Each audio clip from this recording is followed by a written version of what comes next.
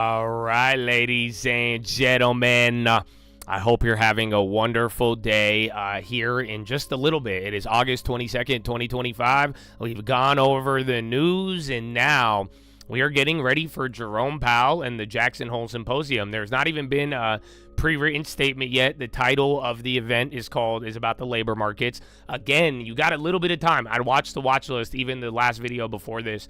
We recap some of it, some of the easier stuff and what to look for. We're looking for definiteness. So it's either going to happen or it doesn't. And I think depending on that, we'll know what type of activity we get today. So should be a lot of fun. The whole entire world is going to be watching out, man. It's a very big one. And then like we predicted, your boy Donald Trump is he's going to look to steal the show and going live shortly thereafter. So yeah, get ready for it, baby. Get ready for it. But other than that, I kind of need to go to the bathroom. Do we have the, what's it called? I need the how you say, you know? I need the propaganda. They should be on, I feel like, on Jackson Hole Day. But yeah, if you have any other questions, you could ask them. We've recapped and covered most of it. Like I'm telling you, really 30 minutes after the bell. You might even get the pre-written statement a couple minutes prior. I thought they'd give it a little earlier, but given the scope of it all, they might, may hold back. But pretty much you're going to have 30 minutes of cash open, and then that's it. Then we get to the event, baby. So yeah, no propaganda TV, but, I could play you some Jesus songs. That's a great alternative at times. So, I don't know where it is, actually. I need to go. I got to go potty. All right, BRB.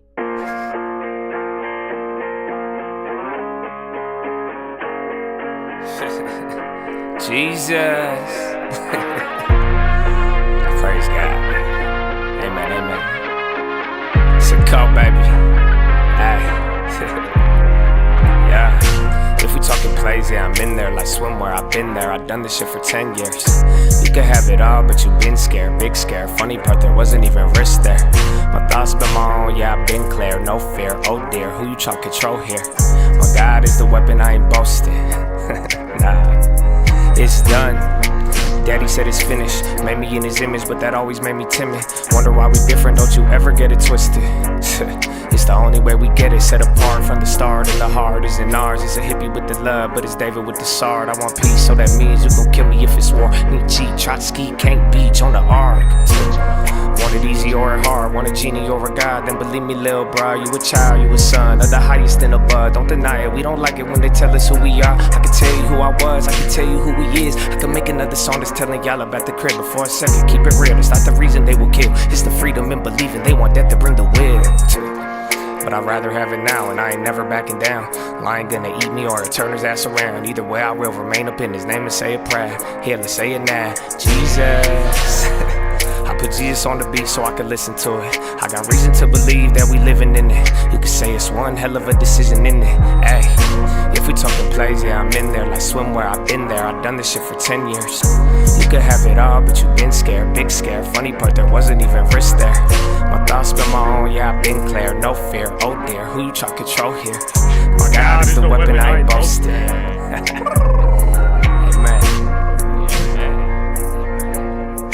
Alright, baby. Game time. So, Chatadonia. Lock and loaded. We got less than 30 seconds. We've went over all the plays, and I don't know. It should be a good time, man. It should be a good time. It's going to be fascinating. Like I'm saying, even just the fact that the emotions and everybody waiting, your seasonality, all of it. And then, like we said, it's important just because where you're at in the cycle. So even if you think Powell's going to do nothing, I mean, this is big. Round one. Fight. All right. I got a Moderna headline here at the bell. That one's interesting. All right, man. Let's see what we're working with. All right. Yeah, again, the Google and the, what's it called deal? Google and Meta, and that sucks because I don't know what's going to have follow-through or not. So that's going to be the problem. There's a couple of names right now. They're decent. Again, I like the Netflix stuff from yesterday, but Google Meta was big. So that one's up 2%, but the question is Powell going to get in the way of that or not? So that is what we got to watch out for. Boom, boom, boom. Good morning. So again, be on the lookout too. If you see the pre-written statement, one of you guys could go to the Fed website because that's where they will release it, if anything. But I think it'll happen. I think they're gonna release it like 10 minutes ahead. So again, he's gonna come on at 10. So you only have 30 minutes. Nasdaq did open up down 0.02. SPY's up a quarter. Russell and Dow are killing it, actually. So again, I don't know where Big Seven's at. Gold is down. Again, watch the dollar. Nvidia is down too. Did you guys hear that other news? It was this morning. They were saying something about like what, India making a chip for AI. I don't know if you guys heard that one. They said India will be ready for a chip by like next year or something. I said, oh yeah? Huh? Okay. Alrighty. XY. And then those other ones. Secretary Falkender to leave administration. Yeah, Intel, I don't know. Intel got the cash open pot, bro. I don't know if you guys are just watching that. Right when I went to the bathroom, it just took a stick.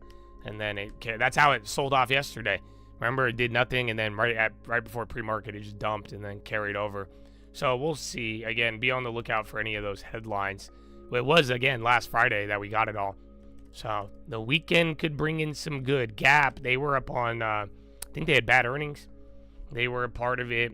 Honeywell, they were at the event earlier. Oil is moving up. And then again, rare earths. So that was the other thing beyond all of them. Not, again, we talked about it yesterday on the watch list. Even though everyone's focused on all of this shit, with Powell, you still, yeah, they're doing another pump cycle on this. Yeah, I saw the Moderna one. Palant.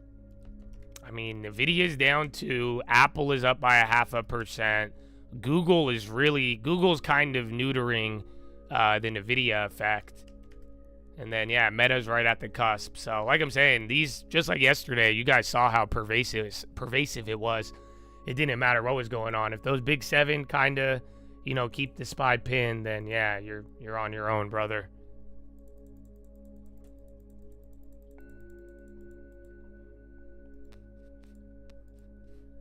Are you cooked for owning Lucid? No, brother. You're cooked for asking me.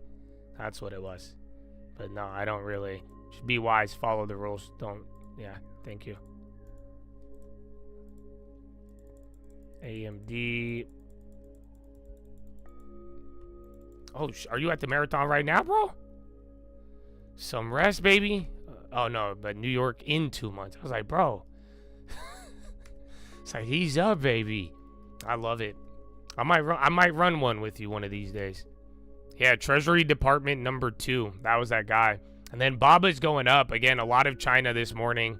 They have been doing good. Google's on the low. Boeing taking a pop. I think Boeing should be.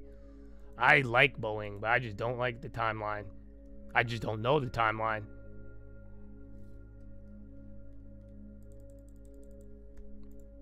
Yeah, man, all the basketballs just improved the cardio. NBR, didn't we see this one the other day? I think we played that. Boeing is going. Watch crypto. SPY's doing good. So think front run leading into it. Like we said, this 30-minute window, might want to look at shy. But yeah, this is where everything is going to happen or not. Dude, that's actually kind of crazy. Yeah, but shy only has September plays. They kind of suck.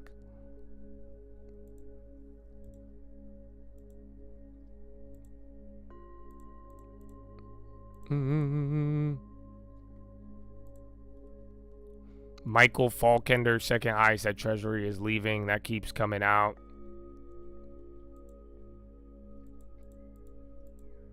Yeah, they're all this. So shy's kind of shitty, man. When you look at it, they're all literally, even between dates, they're literally the same price.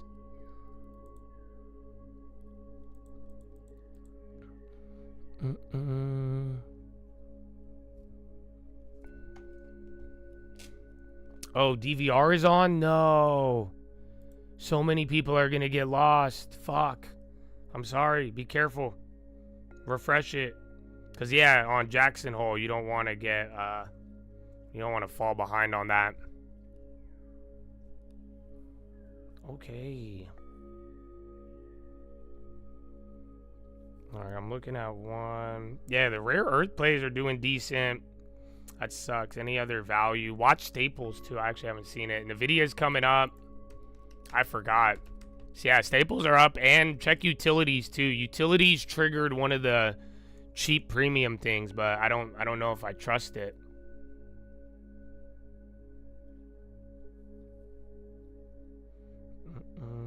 Let me check the other price.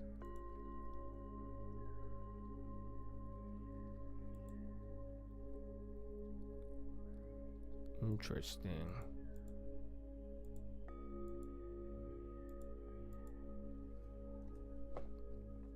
FBI probing John Bolton, 10 years in prison.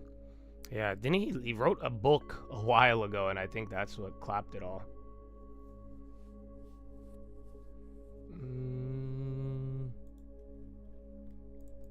Yeah, Boeing's looking good. I like it. Remember, dude, they had the 500 planes is not light. I just think, again, the fact that we're like right ahead of Jackson Hole, that got in the way. And there's some other headlines people are kind of like, wait a minute. Waymo will be testing. Uber's popping. You got some Waymo news.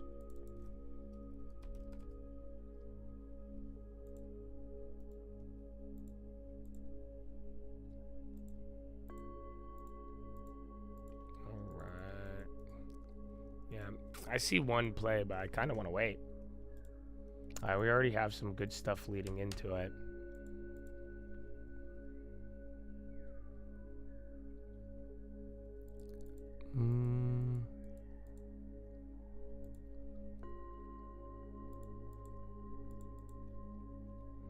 Yeah, it's actually really weird.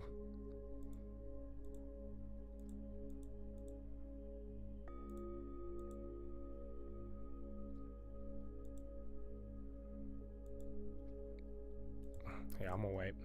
Oh, Uber. Yeah, that one got really big on the DVR. Or, excuse me, on the Uber news or the Waymo news. And then Boeing at 228. Now we got NVIDIA. And then you got a little bit of Netflix there, so. Ta-da.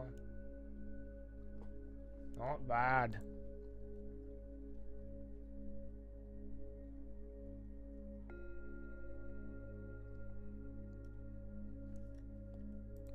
Honeywell, Freudian slip. Yes. Or I could read and talk, and I read DVR. That works too.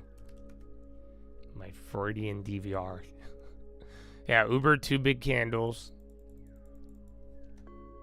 Yeah, again, I like the low. There's, like I said, utilities. That's one of them. And then you also have the HYG. I like the HYG on the premium, but it doesn't even look that good, though. Because last September, it didn't even have the move, but that has the lowest premium. This open feel like a trap. Well, if you feel that way now, I sadly, I think you're a little late. So it felt like a trap a couple days ago. That's why that's why I'm like, we're still, everybody just halted for the last 2 days now, anticipating this event.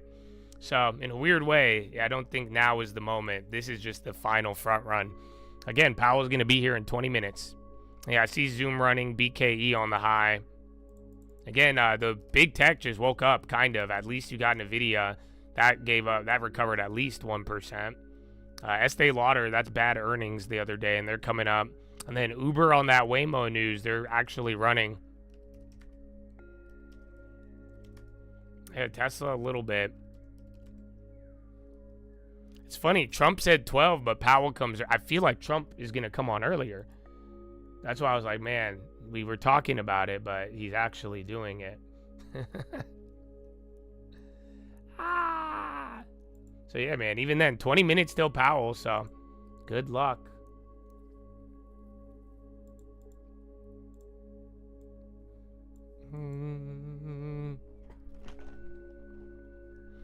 The final front run. I mean, I'm not explaining that to you, brother. Just watch the watch list. Come on. Come on. That's why I said this morning, because we're going to talk about stuff, and if I keep adding to it, some of you will fall behind. So try to stay with it. All right. Intel's even going up. I don't see any of the other I don't see any like other like spamming of chips. Because remember yesterday, a lot of the other chips got a bid while Intel got washed. So we'll see. Nice. So like, look, you see how the rocket ship, how I ban it, and you see I ban it? That means you're in the black hole forever. I'm not even going to write your name down. So that one doesn't even count. I'm just YouTube black holing you. Because that's the easiest rule, bro. That's the easiest rule. 5 years later, I can't. I know, you got black holed. CSX, again, we had a lot of railroad stuff. Was that the beginning of this week or was that last week? I don't even remember. Yeah, man. Oh, you got big tech waking up there. That brought you up a little bit. Now the Nasdaq's up 0.4. Remember, it started good, but it was already 0.5% on Russell and Dow and all that. So literally this little box, I think it's all the big tech just went up 0.3 while everybody else just did 0.1%. And then, yeah, the staples are kind of in play. So I don't know if today I would doubt a rotation. I don't think today will be a rotation. If anything, it might after we hear Powell, but if anything, it's either going to go all up or all down at this point. TXN now, a couple more of those chips are waking up. Like I said, Intel is surprisingly the leader. Yeah, bro, Baba from this morning in all of the China plays, if you've noticed. So we even got a little bit of a bid on him yesterday. So watch out for that, though. And then again, even Baba, or Boeing, you could tie it in. Yeah, Boeing's ripping.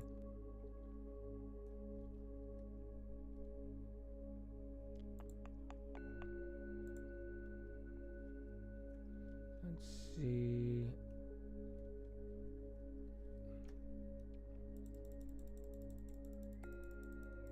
I know. That's why I said yesterday, as much as I think Jackson Hole could be a nothing burger.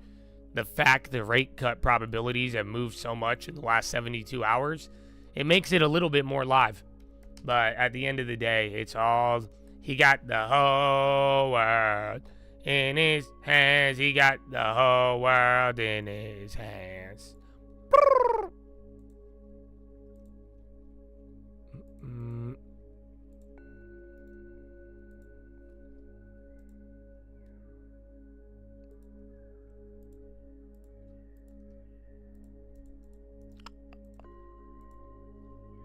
Nagel Euro. Watch the Euro for sure. That's what I'm excited for. Again, if you have been watching from the beginning of the year, I mean, we have talked about the Euro and that move a lot. So that's why it's like, if maybe this could be the excuse for it. Boeing is really running now. That's great. And high ticker is pretty active here. You've had 3 red candles on the whole entire day. So we are waiting in anticipation.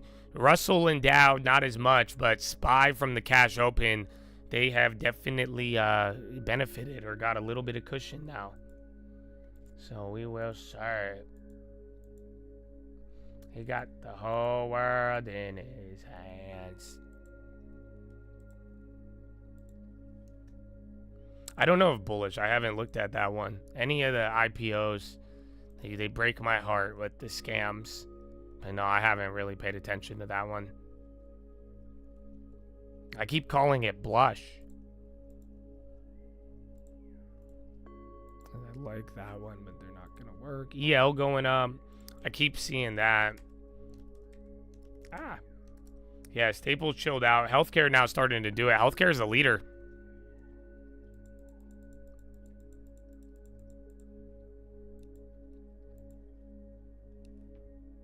Oh, no. Chatadonia. Ladies and gentlemen, boys and girls, it's Powell. It's Friday. It's everything. But something was missing. And now it's here. Bradley Frizzle in the peach, baby. Or not. More consistent than Powell, dog. Y'all don't... That's crazy. You know that? We used to joke around about the peach and Powell. And then who would know, for real, bro? That's not, like, no exaggeration. I think Bradley Frizzle has had more credibility than Jerome Powell in the Fed. It's amazing. Bradley Frizzle, I'm inspired by you, brother. So thank you. God bless Peach Nation and the whole entire community. That's amazing. I can't believe it, man. We did it. Powell, bro. Powell. Habibi.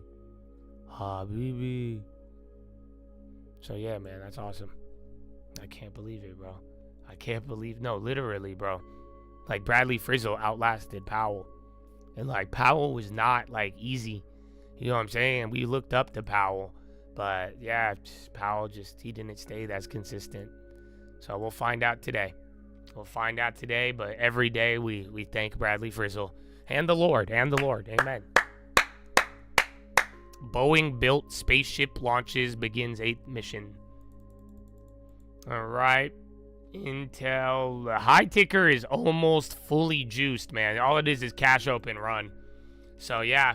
Now, even then, you got a little wiggle room. I like Shibe now better than HYG. I liked HYGs, but you guys are buying them up. The premiums are up now. So, HYG is kind of getting off the table. I think you have 15 minutes watch list, guys. I like the Shy. They're just shitty. Like, that's it. I think none of them are really optimal. We might be able to get a better play just listening.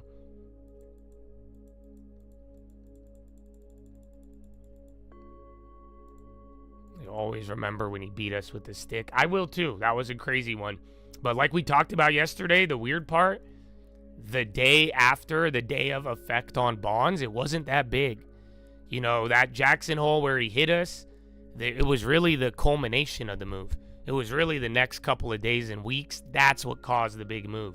So in a weird way, other Jackson holes would have made you more money on Jackson hole day.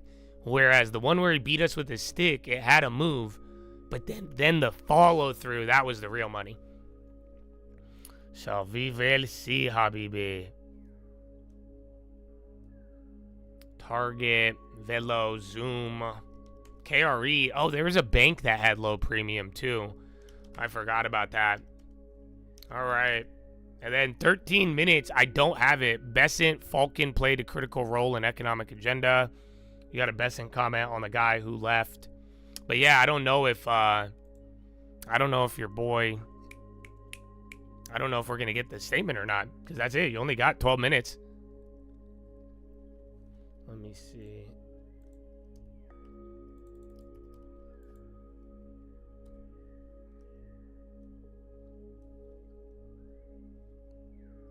Speech, federal market minutes, news and events, testimony.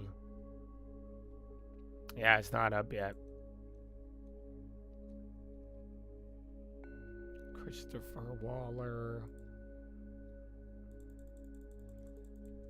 AMD. And then watch if big tech comes down. We got some reds on Microsoft. Not the red. Uber and Lyft still going. Yeah, there's AMD now. That's in the green. Not too many of them are in the green. I guess Qualcomm and Micron did pretty good.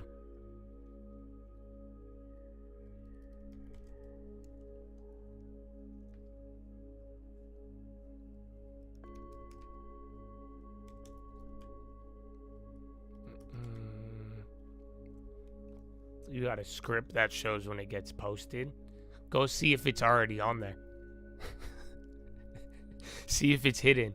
I don't know if you know how to do that, but yeah, try that as well. They did that before, not the Fed, but the BLS, so you never know.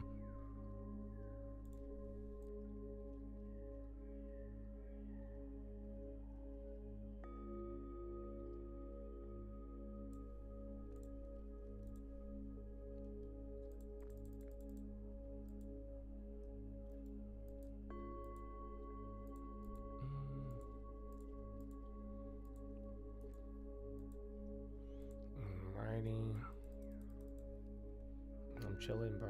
Chilling. That's it. Anticipation. Your boy is arriving. So yeah, the cat, bro, 0.5% rip in 10 minutes, 20 minutes. That's it. Your cash open is literally, you were up like what, 0.10, 0.1, 0.15. Now you're up 0.6. And the NASDAQ, you got an extra quarter on Russell and Dow, but yeah, you just got a bunch of fucking cushion now. Beyond all of it. It's crazy. I was saying it this morning and yesterday. I was like, bro, this was your biggest decline since January. 5 days in a row. So, yeah. Well, no, I mean, don't forget what I've been telling y'all, man. High stakes. Have you never played a game of poker? You know what I mean? You think you about to win, and then the motherfucker in real life puts out like half his money, And then that's high stakes, dog. High stakes, high stakes. That's why the prices are moving, and you guys keep like doubting and finding it. Like, you know what's happening. We're waiting. You know the info. We need the content, and then it's the path forward. That's why today is so important. It's not really about today as much as it really gives us a path. And that's what people want. That's what the market wants.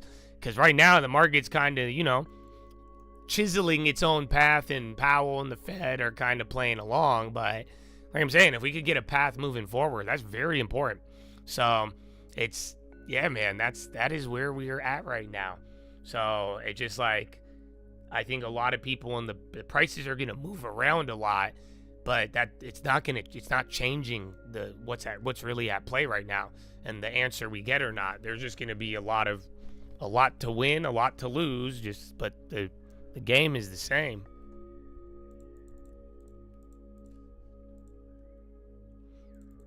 They do have pre-reinstatements on Jackson Hole, yeah. I think they're going to just put it out right when he comes on. I think they did that last time. But I remember a pre-reinstatement. But the whole Fed website, nothing has moved in a while. I'm looking at it now. Where is he? But yeah, so the next 10 minutes, 8 minutes, he should be coming on.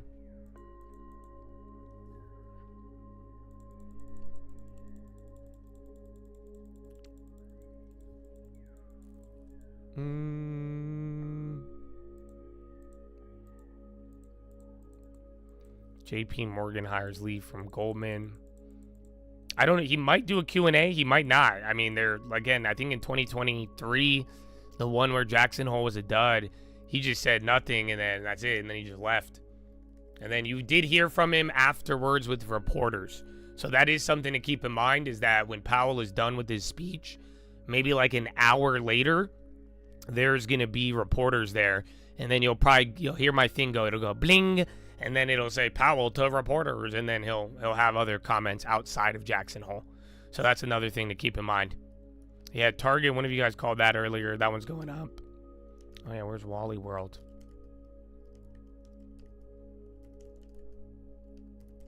Oh, Mr. Mendoza, thank you, my friend. Good morning. Woo! And get ready for Powell.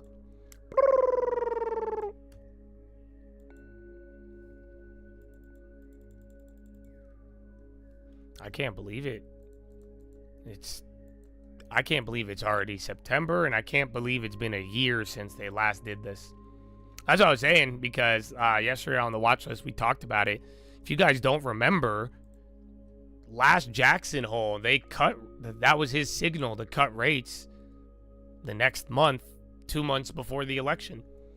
So, ironically enough, your last experience in this, was a signal to cut rates, followed shortly thereafter by a rate cut.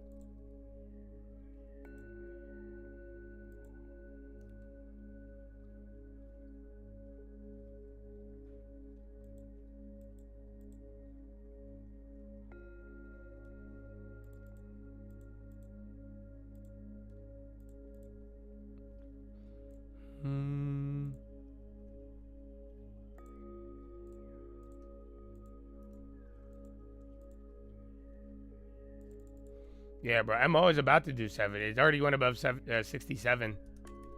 Fire.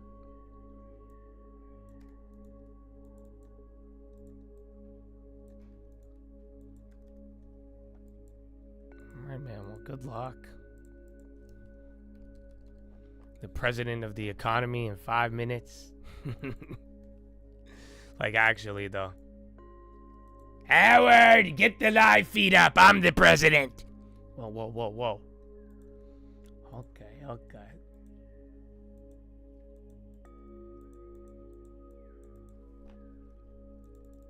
I think Trump wanted to. I feel like Trump got the time wrong, because Trump's doing an Oval Office address at 12 or at noon. But yeah, Powell's coming on in 5 minutes.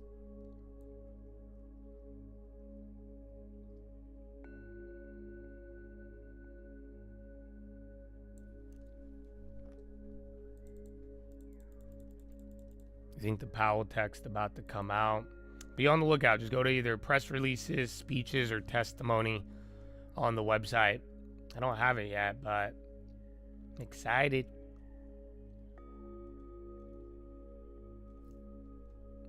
I wanted the Trump interruption. I think that was we were talking about it from Monday, and he announces that, but now he left a little bit of time in between. So we'll see. Because it all depends, too, on the speech. How long is this speech going to be? Like I'm saying, is Powell going to talk to reporters after? And then that maybe the reporter comments might align with Trump going live. But it could go either way. I mean, the point is, though, a lot of people are watching this. Everybody is going to be focused on this. And then we've talked about it. Like, Donald Trump doesn't like that. He doesn't like Powell. And he always makes fun of him being, he only goes to work once a month. So we've noticed that every time Powell has had like a big event, that's it. Yo, I got a feed. All right, we got one live feed up on Jackson Hole. We are getting ready, my friends. Hot dog. Where is it? All right, I got one live feed. Give me a sec. Where is it?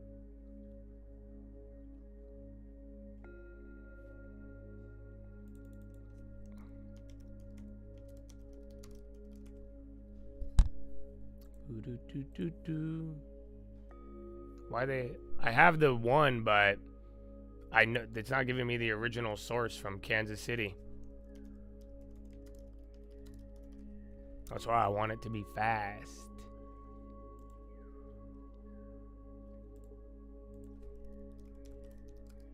But yeah, get ready though. 2 minutes.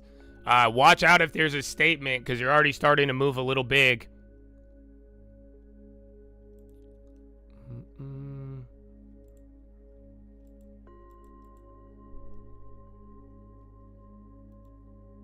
Is this it?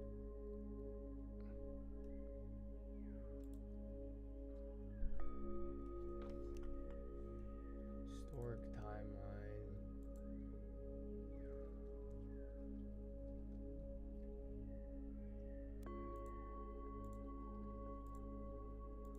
Alright. We might have to use the shitty. I'm gonna find the better one, but yeah, this is everyone's re-mirroring this one. But there's the real source. They're hiding it. It's not hidden, I just can't find it as easy. But they usually have it through Kansas City.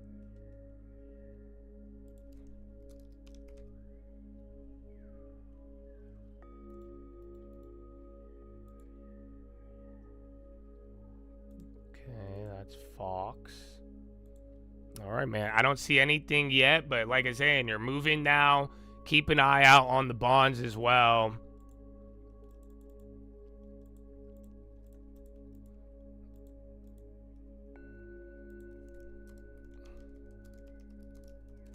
Labor markets in transition. So yeah, that's the whole point, bro. That title, you got to think about it. So that's what we were saying. Like, that has the potential for him to give what people are looking for, but if it's not definite, then yeah, all papers from past events.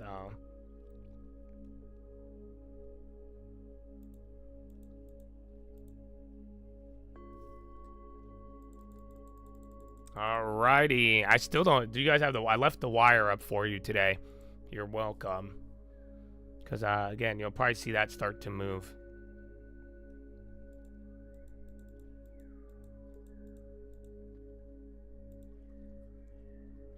You don't have permission?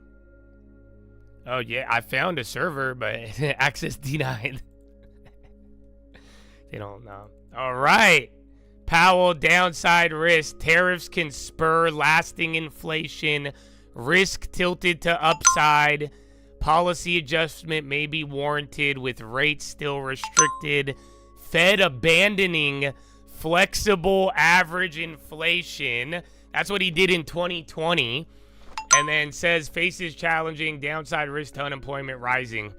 So yeah, calls for balanced approach, prior emphasis on overly specific set of conditions may have led to confusion. That's bullish. Very bullish. That's it. They're gonna, that way he's saying they're not gonna even have the same data standard. So he wasn't as clear in terms of rates. He said, like, he's not saying I'm gonna cut rates, but he supports it.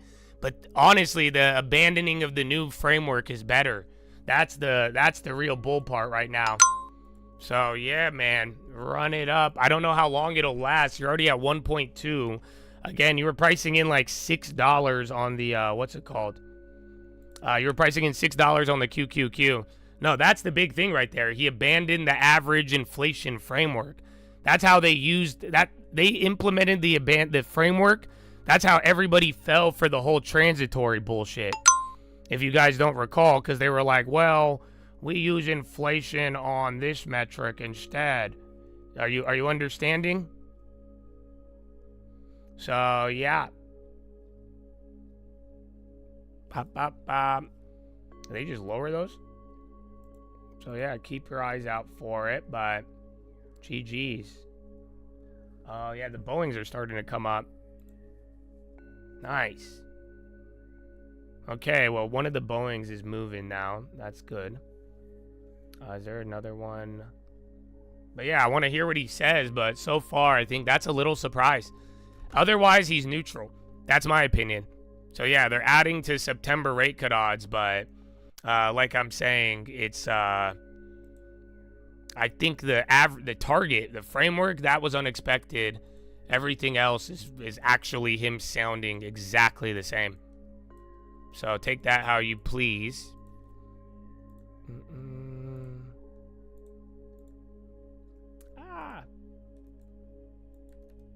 Again, he's still not live. That's just the pre-reinstatement. That is the crazy part.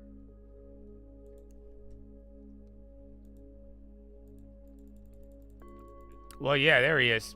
Deal from its post-pandemic highs. Oh, they delayed it. At the same time, the balance of risks appears to be shifting. That's funny. In my remarks today, I will first address the current economic situation and the near-term outlook for monetary policy.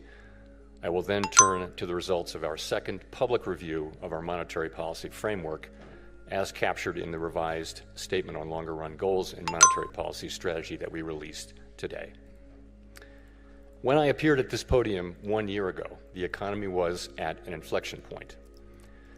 Our policy rate had stood at 5.25% to 5.5% for more than a year. That restrictive policy stance was appropriate to help bring down inflation and to foster a sustainable balance between aggregate demand and supply. Inflation had moved much closer to our objective, and the labor market had cooled from its formerly overheated state. Upside risks to inflation had diminished, but the unemployment rate had increased by almost a full percentage point, a development that historically has not occurred outside of recessions. Over the subsequent 3 Federal Open Market Committee meetings, we recalibrated our policy stance, setting the stage for the labor market to remain in balance near maximum employment over the past year. This year, the economy look at Shy. You would have got challenges. some of the, but look at the Shy contracts didn't go up. Across our trading partners are remaking the global trading system. Tighter immigration policy has led to an abrupt slowdown in labor force growth. Over the longer run, changes in tax, spending, and regulatory policies may also have important implications for economic Yeah, bro, growth they and scammed a lot of them. That's what I'm saying. Some of the I gave out a SPY uncertainty play. about Don't where take it all of now. these I have a policies play, but will it's just too eventually expensive. settle, That and first what pop their fucked lasting everything up. effects on the economy That will was be. too exciting. But there Changes is a in play trade out and there. immigration It's not policies related are to the affecting bond both ones didn't demand move. and supply. In this environment, distinguishing Wait, we got all day, cyclical though. developments from trend or structural developments is difficult. This distinction is critical because monetary policy can work to stabilize cyclical fluctuations, but can do little to alter structural changes. The labor market is a case in point. The July employment report, released earlier this month, showed that payroll job growth slowed to an average pace of only 35,000 per month over the past 3 months, down from 168,000 per month during 2024. this slowdown is much larger than assessed. And then the just a month Qualcomm ago, and Boeing plays as are the earlier popping. You figures either for take May them and now or June you hold were them. revised down substantially. But they're giving you life. But it does not appear that the slowdown in job growth has opened up a large margin of slack in the labor market. Listen to this. We want to avoid. Like I'm saying, if he The starts unemployment going in rate, on while labor, edging that's up in bullish or July, bearish. stands at a historically low level of 4.2% and has been broadly stable over the past year. Other indicators of labor market conditions are also little changed or have softened only modestly, including quits, layoffs, the ratio of vacancies to unemployment, and nominal wage growth. Labor supply has softened in line with demand, sharply lowering the break-even rate of job creation Come on, get needed to to it. hold the unemployment rate constant. Depending on how he ends this Indeed, statement, labor that force could give growth you has something. slowed considerably this year. With Again, the this is sharp what we're fall-off in listening for. immigration, and the labor force participation rate has edged down in recent months. Overall, while the labor market appears to be in balance, it is a curious kind of balance that results from a marked slowing in both the supply of and demand for workers. This unusual situation suggests that downside Yo, risks to employment Coca-Cola are is getting rising. worked right now. And if those risks What the hell's materialize, happening? they can do so quickly in the form of sharply higher layoffs and rising unemployment. At the same time, GDP growth has slowed notably in the first half of this year to a pace of 1.2%, roughly half the 2.5% pace in 2024. The decline in growth has largely reflected a slowdown in consumer spending. As with the labor market, some of the slowing in GDP likely reflects slower growth of supply or potential output.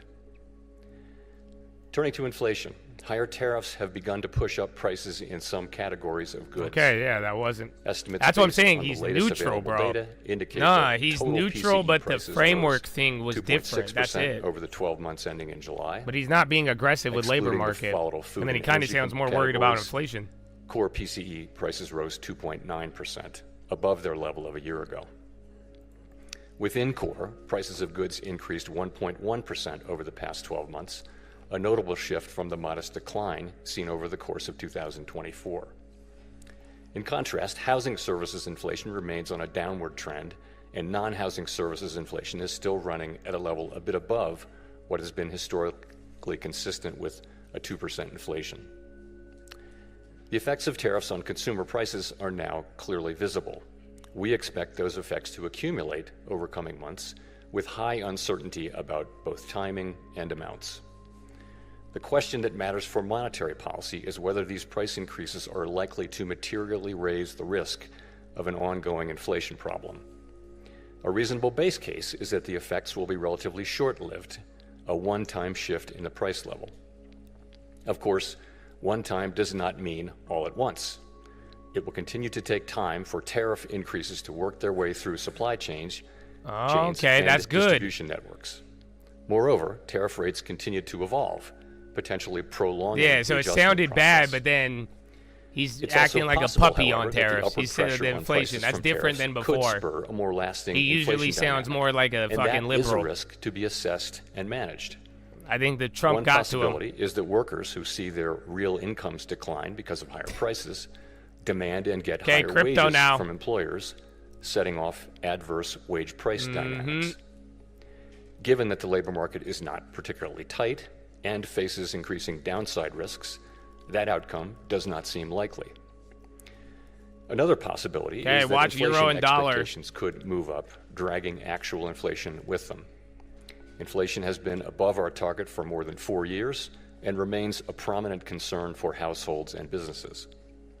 Measures of longer-term inflation expectations, however, as reflected in market and survey-based measures, appear to remain well anchored and consistent with our longer-run inflation objective of 2%. Yeah, bro, the crypto.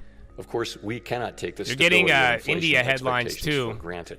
But just Come what may, doesn't matter. we will not allow a one-time increase in the price level to become an ongoing inflation We problem. will not allow. So, We'll raise. putting the pieces together. So he's what are saying the they'll raise implications if they for need to, monetary but they're policy? down to cut. In the near term, risks to inflation are tilted to the upside, and risks Amen. to employment to the downside, a challenging situation. When our goals are in tension like this, our framework calls for us to balance both sides of our dual mandate. Our policy rate is now 100 basis points closer to neutral than it was a year ago, and the stability of the unemployment rate and other labor market measures allows us to proceed carefully as we consider changes to our policy stance. Nonetheless, with policy in restrictive territory, the baseline outlook and the shifting balance of risks may warrant adjusting our policy stance. May warrant. Monetary policy is not on a preset course. FOMC members will make these decisions based solely He's on a their little bit assessment of the tilting data beyond just and its supporting. implications for the So that's economic good. That's outlook bullish. and the balance of risks. We will never deviate from that approach. So, turning then to my second topic. Our monetary policy framework is built on the unchanging foundation of our mandate from Congress to foster maximum employment and stable prices for the American people. We remain fully committed to fulfilling our statutory mandate, Sure you do. and the revisions to our framework will support that mission across a broad Powell? range You of never do economic that. conditions. Our revised statement on longer-run goals and monetary policy strategy, which we refer to as our consensus statement to save time, describes how we pursue our dual mandate goals. It is designed to give the public a clear sense of how we think about monetary policy, and that understanding is important both for transparency and accountability, and for making monetary policy more effective. The changes we made in this review are a natural progression grounded in our ever-evolving understanding of our economy. We continue to build upon the initial consensus statement adopted in 2012 under Chairman Ben Bernanke's leadership. Today's revised statement is the outcome of the second public review of our framework, which we conduct at 5-year intervals. This year's review included 3 elements: Fed Listens events at reserve banks around the country, a flagship research conference, and policymaker discussions and deliberations supported by staff analysis at a series of This should help bring FOMC mortgage meetings. rates down, yes. To a In degree. approaching this year's review, The last time a he key did this, objective we has been fucked to up. make He's about to sure end. that our framework is suitable across a broad range of economic conditions. At the same time, the framework needs to evolve with changes in the structure of the economy and our understanding of those changes. The Great Depression presented different challenges from those of the Great Inflation and the Great Moderation, which in turn are different from the ones we face today. At the time of the last review, we were living in a new normal, characterized by the proximity of interest rates to the effective lower bound, or ELB, along with low growth, low inflation, and a very flat Phillips curve, meaning that inflation was not very responsive to slack in the economy. To me, a statistic that captures that era is that our policy rate was stuck at the ELB for 7 long years following the onset of the global financial crisis in late 2008. Many here will recall the sluggish growth and painfully slow recovery of that era. It appeared highly likely that if the economy experienced even a mild downturn, our policy rate would be back at the ELB very quickly, probably for another extended period. Inflation and inflation expectations could then decline in a weak economy, raising real interest rates as nominal rates were pinned near zero. Higher real rates would further weigh on job growth and reinforce the downward pressure on inflation and inflation expectations, triggering an adverse dynamic. The economic conditions that brought the policy rate to the ELB and it's drove good, the but there's just a 2020 little framework bit of changes panic. That's were the thought to thing. be rooted in slow-moving It's global surprising factors that would to a persist degree, for an extended But period. it's like 30, 40% And they might well have panic. done so, if not for the pandemic. The 2020 consensus statement included several features that addressed the ELB-related risks that had become increasingly prominent over the preceding 2 decades. We emphasized the importance of anchored inflation, longer-term inflation expectations, to support both our price stability and maximum employment goals. Drawing on an extensive literature on strategies to mitigate risks associated with the ELB, we adopted flexible average inflation targeting, a make-up strategy to ensure that inflation expectations would remain well anchored, even with the ELB constraint.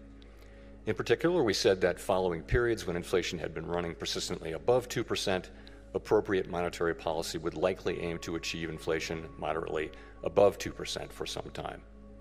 In the event, rather than low inflation in the ELB, the post-pandemic reopening brought the highest inflation in 40 years to economies around the world. Like most other central banks and private sector analysts, through year-end 2021, we thought that inflation would subside fairly quickly without a sharp tightening in our policy stance, as this slide will show. When it became clear this was not the case, we responded forcefully, raising our policy rate by 5.25 percentage points over 16 months. I'd watch the That dollar action, plays. combined with the unwinding That's what I of just stream pandemic alerted. supply disruptions, Anything related to the contributed dollar, inflation moving much that closer move to we our talked target about on the watch list, without the I like painful those. rise in unemployment that has accompanied previous efforts to Trump counter going to high Kennedy inflation. Center right now.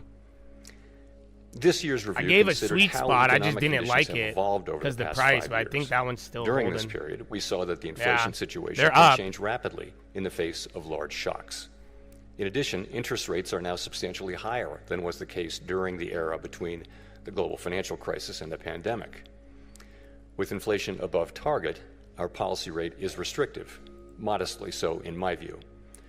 We cannot say for certain where rates will settle out over the longer run, but their neutral rate may now be higher than during the 2010s, reflecting changes in productivity, demographics, fiscal policy, and other factors that affect the balance between saving and investment.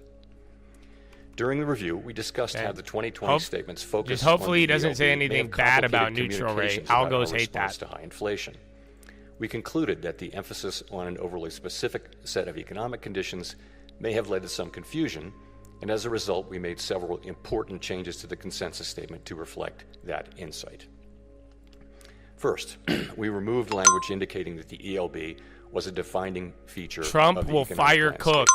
Instead, we noted Trump's that our talking monetary now. We'll policy fire her if strategy she is doesn't designed to resign. promote maximum employment and stable prices Trump is across going a broad live. range of economic conditions. The difficulty of operating near the ELB remains a potential concern, but it is not our primary focus. The revised statement reiterates that the committee is prepared to use its full range of tools to achieve its maximum employment and price stability goals, particularly if the federal funds rate is constrained by the ELB. Second, we returned to a framework of flexible inflation targeting and eliminated the makeup strategy. That's what they As got it rid of. turned That's out, what's crazy. The idea of that an was the big intentional, surpriser moderate today. inflation overshoot had proved irrelevant.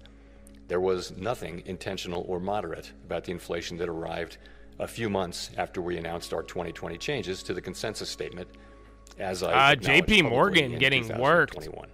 And then another soda play got killed. Well-anchored inflation expectations were critical to our success in bringing down inflation without a sharp increase in unemployment. Anchored expectations promote the return of inflation to target when adverse shocks drive inflation higher and limit the risk of deflation when the economy weakens. Further, they allow monetary policy to support maximum employment in economic downturns without compromising price stability. Our revised statement emphasizes our commitment to act forcefully to ensure that longer-term inflation expectations remain well anchored to the benefit of both sides of our dual mandate. It also notes that price stability is essential for a sound and stable economy and supports the well-being of all Americans. This theme came through loud and clear at our Fed Listens events. The past 5 years have been a painful reminder of the hardship that high inflation imposes, especially on those least able to meet the higher costs of necessities. Third, our 2020 statement said that we would mitigate shortfalls rather than deviations from maximum employment. The use of shortfalls reflected the insight that our real-time assessments of the natural rate of unemployment, and hence of maximum employment, are highly uncertain. The later years of the post-global financial crisis recovery featured employment running for an extended period above mainstream estimates of its sustainable level, along with inflation running persistently below our 2% target. In the absence of inflationary pressures, it might not be necessary to tighten policy based solely on uncertain real-time estimates of the natural rate of unemployment. We still have that view, but our use of the term shortfalls was not always interpreted as intended, raising communications challenges. In particular, communications, you said use of transitory, shortfalls bitch. was not intended as a I'm sorry. commitment to permanently forswear preemption or to ignore labor market tightness. But you did. Accordingly, we removed shortfalls ignored from our everything. statement. Instead, the revised document now states more precisely that the committee recognizes that employment may run at times above real-time assessments of maximum employment. Trump says we could without keep TikTok. necessarily creating risks to price stability. Of course, preemptive action would likely be warranted if tightness in the labor market or other factors pose risks to price stability. The revised statement also notes that maximum employment is the highest level of employment that can be achieved on a sustained basis in a context of price stability. This focus on promoting a strong labor market underscores the principle that durably achieving maximum employment fosters broad-based economic opportunities and benefits for all Americans. The feedback we received at Fed Listens events reinforced the value of a strong labor market for American households, employers, and communities. Fourth, consistent with the removal of shortfalls, we made changes to clarify our approach in periods where our employment and inflation objectives are not complementary. In those circumstances, we will follow a balanced approach in promoting them. The revised statement now more closely aligns with the original 2012 language. We take into account the extent of departures from our goals and the potentially different time horizons over which each is projected to return to a level consistent with our dual mandate. These principles guide our policy decisions today, as they did in the 2022 to 24 period, when the departure from our 2% inflation target was the overriding concern. In addition to these changes, there is a great deal of continuity with past statements. The document continues to explain how we interpret the mandate Congress has given us and describes the policy framework that we believe will best promote maximum employment and price stability. We continue to believe that monetary policy must be forward-looking and consider the lags in its effects on the economy. For this reason, our policy actions depend on the economic outlook and the balance of risks to that outlook. We continue to believe that setting a numerical goal for employment is unwise because the maximum level of employment is not directly measurable and changes over time for reasons unrelated to monetary policy. We also continue to view a longer-run inflation rate of 2% as most consistent with our dual mandate goals. We believe that our commitment to this target is a key factor helping keep longer-term inflation expectations well anchored. Experience has shown that 2% inflation is low enough to ensure that inflation is not a concern in household and business decision-making, while also providing a central bank with some policy flexibility to provide accommodation during economic downturns. Finally, the revised consensus statement retained our commitment to conduct a public review roughly every 5 years. There's nothing magic about the 5-year pace. That frequency allows policymakers to reassess structural features of the economy and to engage with the public, practitioners, and academics on the performance of our framework. It is also consistent with several global peers. To wrap up, I want to thank President Schmid and all of his great Kansas City staff who work so diligently to host this outstanding event annually, counting a couple of virtual appearances during the pandemic. This is the 8th time I've had the honor to speak from this podium. Each year, this symposium offers the opportunity for Fed leaders to hear ideas from leading economic thinkers and focus on the challenges we face. The Kansas City Fed was very wise to lure Chair Volcker here to this national park more than 40 years ago, and I am so proud to be part of that tradition. Thank you very much.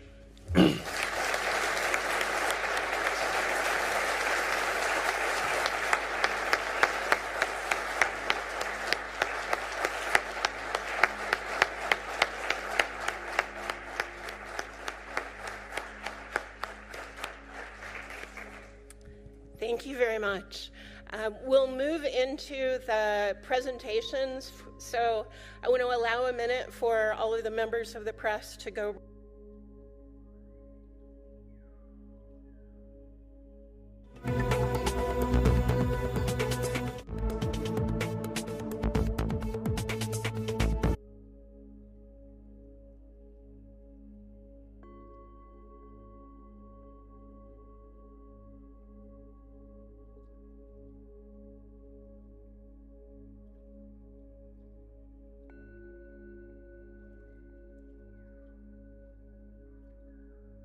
Oh yeah, I've been muted, bro. My bad.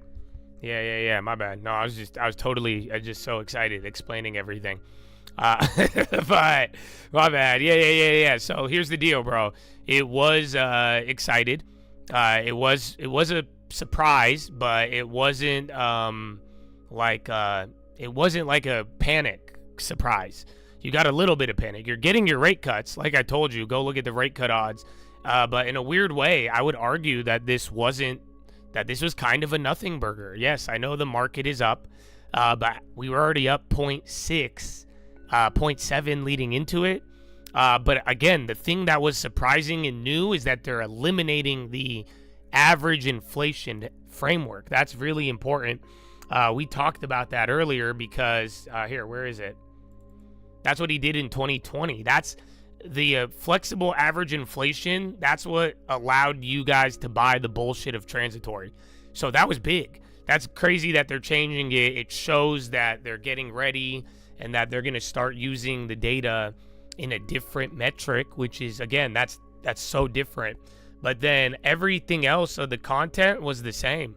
He actually, like I'm saying, he had that point. I called it out. He was talking about labor, and I was like, depending on how he finishes that could be really, really bullish. And it was until he was like, well, yeah, but we can't put a number or anything on it. Again, inflation, he sounded a lot better than before. I do think he was more dovish than not. That's how people are interpreting it, and this is what the expectation was ahead of time, is that Powell was like, he was supportive of rate cuts. He wasn't signaling it. Do you guys see the difference? And that's what I think you got today. That's why I think the rate cut odds and all of it, I think Powell signaled that he was down to support it, but he's not saying I'm going to do this and boom, this is the plan. So I do think the average inflation target, that was new. That was information. If it wasn't going to be a nothing burger, it would be that. But everything else was on par. Everything else was exactly what you've gotten out of Powell before. So I do think we're getting rate cuts like I told you in September.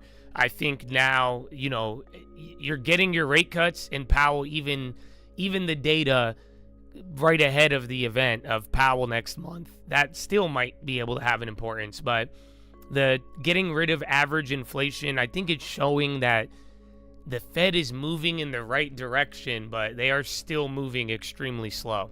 So all in all, I'll take it as a good. I'll take it as a win. I mean, like I'm saying, I think it was surprising in an update, but at the end of the day, it didn't cause panic. I'm not panicked. I think there was a couple of plays. I called out one to watch, but it was just too expensive, just like the bond plays ahead of it. If anything, there was plays. I was taking profits because it brought plays, and I even said, I was like, listen, man, these all have a bid.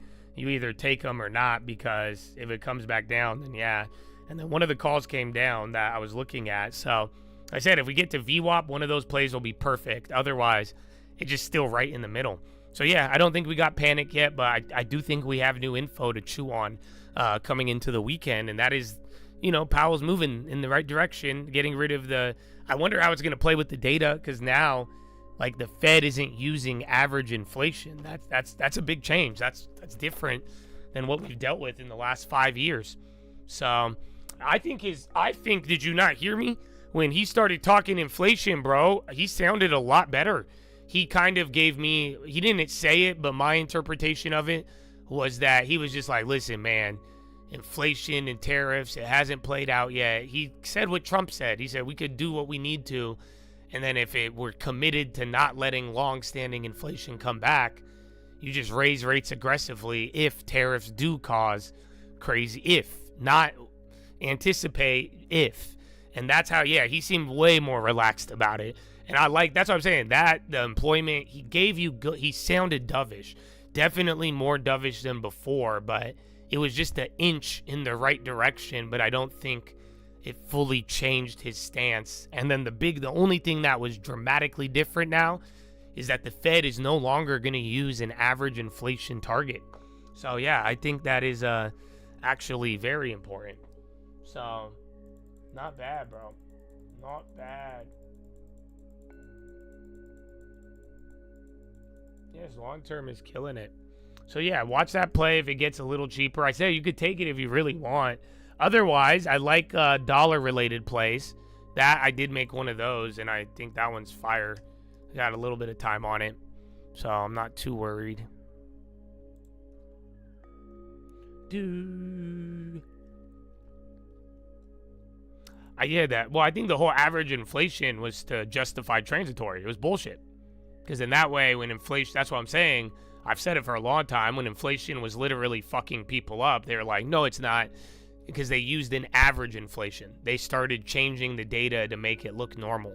So now we're just going to go back to a normal one. But yeah, it's not we're going back to normal.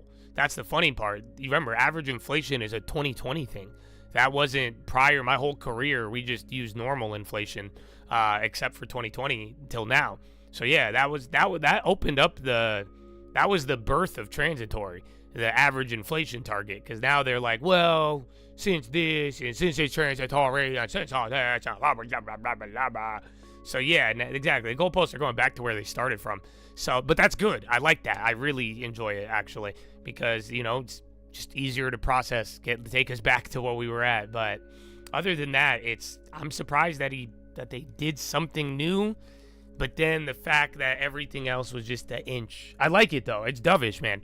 And like I was telling you before, whether we needed Jackson Hole or not, I mean, we kind of already knew we're getting rate cuts. So, yeah, prepare for that. I think the real broader thing for you and I, let's see what ends up happening to mortgage rates, man.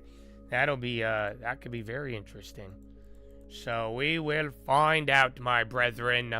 But yeah, banks are coming up. Some of them came down. A lot of things are loving it. Let me get you guys a checkup. It's crazy. It's only been 1 hour. So yeah, you got 28 names green on the Dow, 7 in the red. So that's awesome.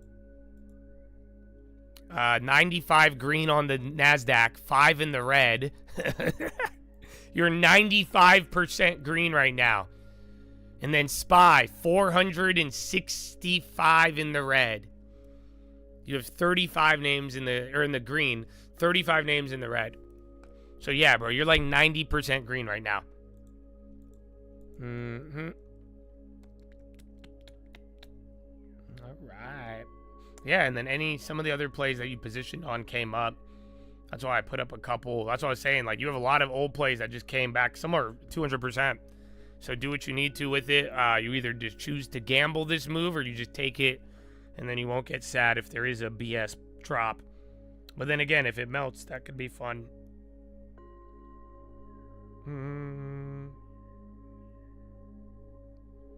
I like the Boeing. Boeing short terms aren't going to work.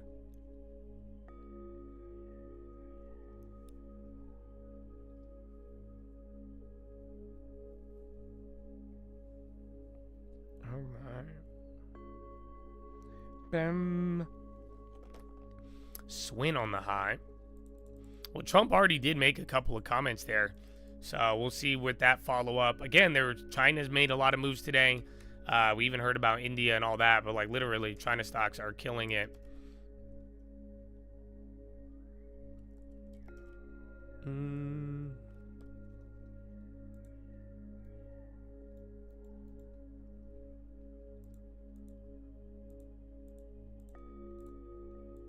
Can you guys, I don't know, today you guys have been pretty terrible. So like, I saw like 5 of you say to fade this move, so that fucked people up. You guys keep saying, oh, what this stuff looks like. I encourage you to keep it to yourself, because it does not help. What helps is the info of what's going on and if there's a change or an inflection point. But I think a lot of you have given very bad plays in reality. And some of you may have good ones, but then again, now it's just getting confusing.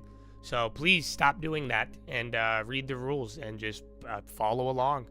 Like I'm saying, I think you got some good info, good timely stuff, but at this point, I'm going to monopolize it, so then that way they could blame me. You could get mad at me and you could blame Josh, but I don't want my community to be like that. So thank you. I know, refresh if you're on DVR.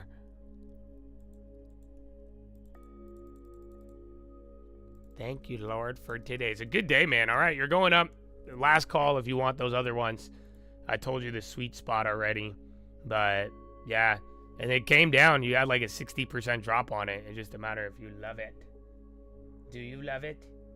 Do you? Well, it's not even just trading off of it, but like, think about it. I like clear thought.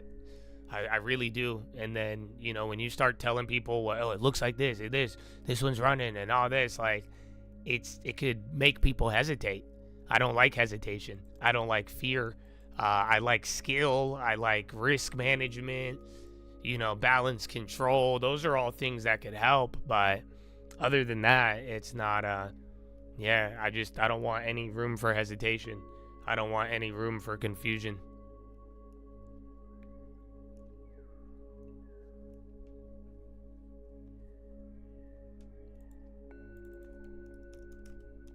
Or is it NVIDIA? NVIDIA's not even going up as much. Now you got Amazon. Remember, NVIDIA was down 2%. Now you got 90% in the green.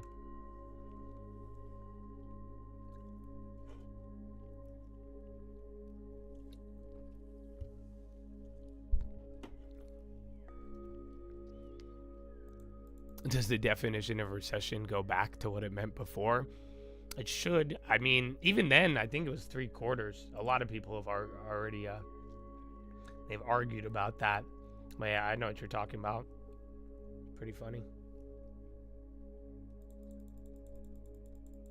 I know. It's a good day for the long term, so I've heard. So I haven't looked, actually, believe it or not. Damn.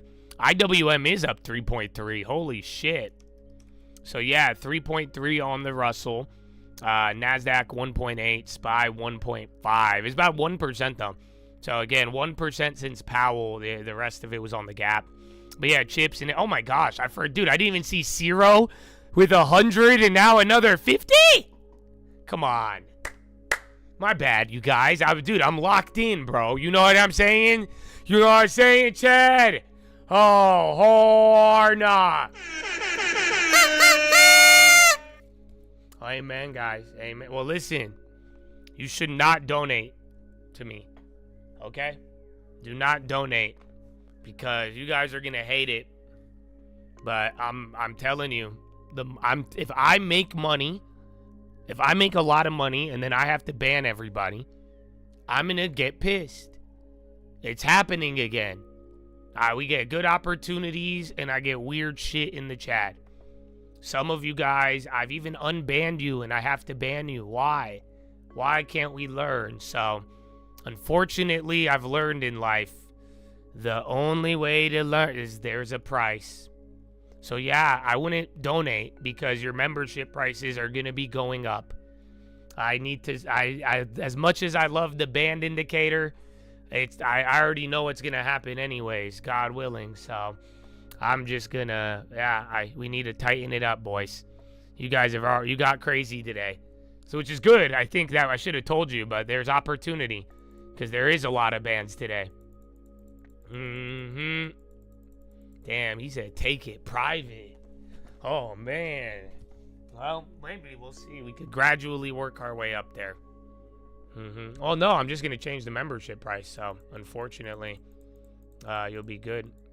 You're scared of being banned? You should be for typing that. So I'm banning you for typing that because you're not really new, Chad. So yeah, but because that's funny because like people who say they're scared of being banned, ask any OG, they know they get banned for that. So that's a troll. But yeah, like I'm saying, it's I'm gonna get $10 or maybe $20 per membership now. So yeah, I gave you the warning this week and all we did was ban more people. I don't know why.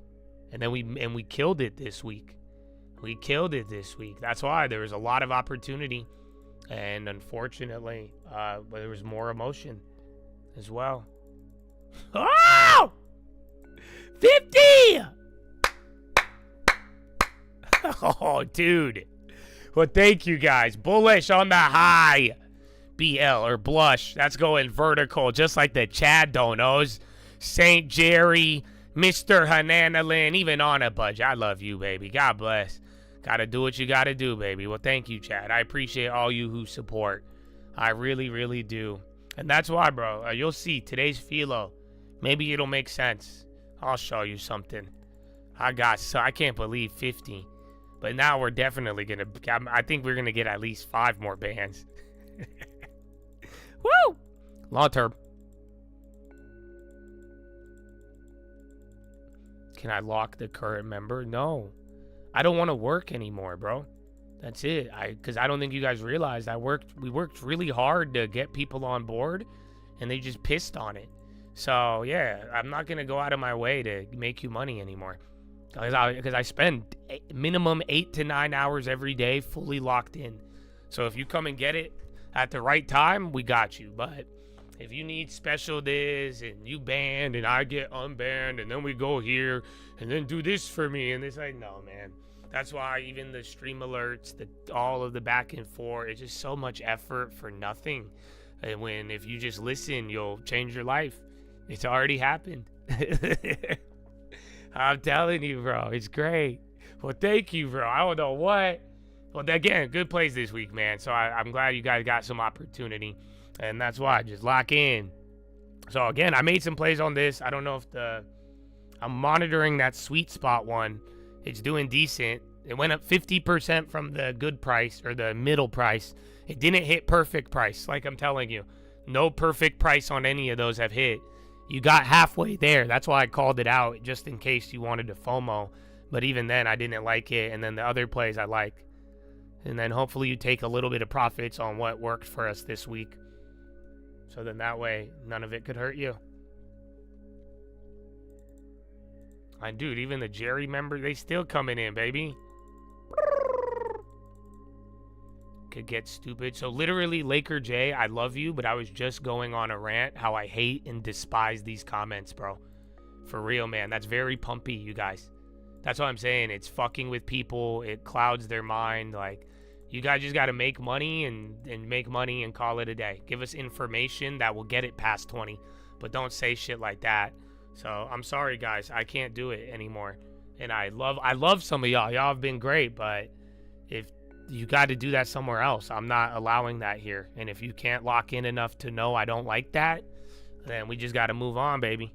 Just got to move on. I don't take it personally, but I just don't accept it.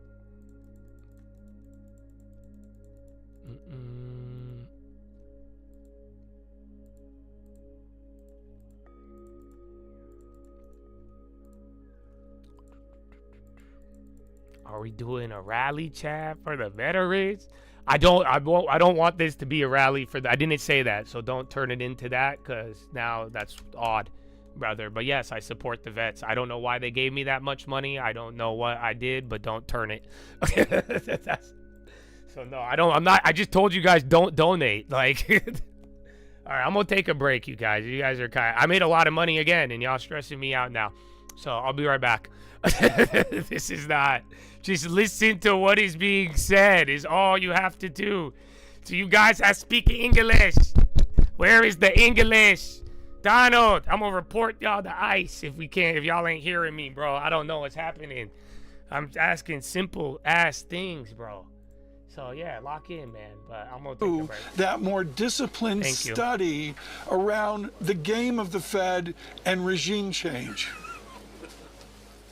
Yeah, I think regime switching is a great way to think about the global economy and the U.S. economy and how it operates. There are relatively long periods of time where you might have, let's say, slow growth and very low interest rates, and then you might switch to another time with faster growth and higher interest rates. I think understanding that and understanding how that affects policy choices is a great thing to study further and talk about further in the years ahead. So, I think it's very salient for what the committee does. Jim Bullard, former Fed president of the St. Louis Bank, will be sticking with us right now in markets. You can see a cheering across Wall Street to the opening the door to a potential rate cut next month, and potentially more. You could see equities surging higher across the different indexes, led by some of the more interest rate sensitive sectors, the Russell 2000. You can see 10-year yields down now about 6 basis points, even more at the front end, down 10 basis points. concerns as people look to the prospect of the Fed looking through some of the inflation from tariffs. You could see the dollar markedly weaker, 117 on the euro-dollar cross, up 0.9% in terms of just the percentage rise, up about that's crazy. A basis point. And there's a real question here fucking about 2 what year this went means 10 going basis forward. Citi points, Wealth Chief Investment and Officer none of the Kate plays Moore is still moved. with us, freezing a little bit because it is a So, little bit chilly and then here today in the HYG kinda morning. I am moved. curious, though, But that's about kinda wild. what you're hearing in terms That's a of fucked up prospective front Fed runner chairs fact. and the politicization of the Federal Reserve. That's If the this is biggest a Fed Jackson Hole willing move to in err on the dovish 8 side, years, does and that none of the mean options something printed. that materially is higher For with at respect least to the bond returns plays. and with respect to risk TLT, appetite? Shy, Look, HYG. markets love certainty, and our investors love certainty. And we want a certainty in terms of the process around making monetary policy decisions. So I don't have any insight into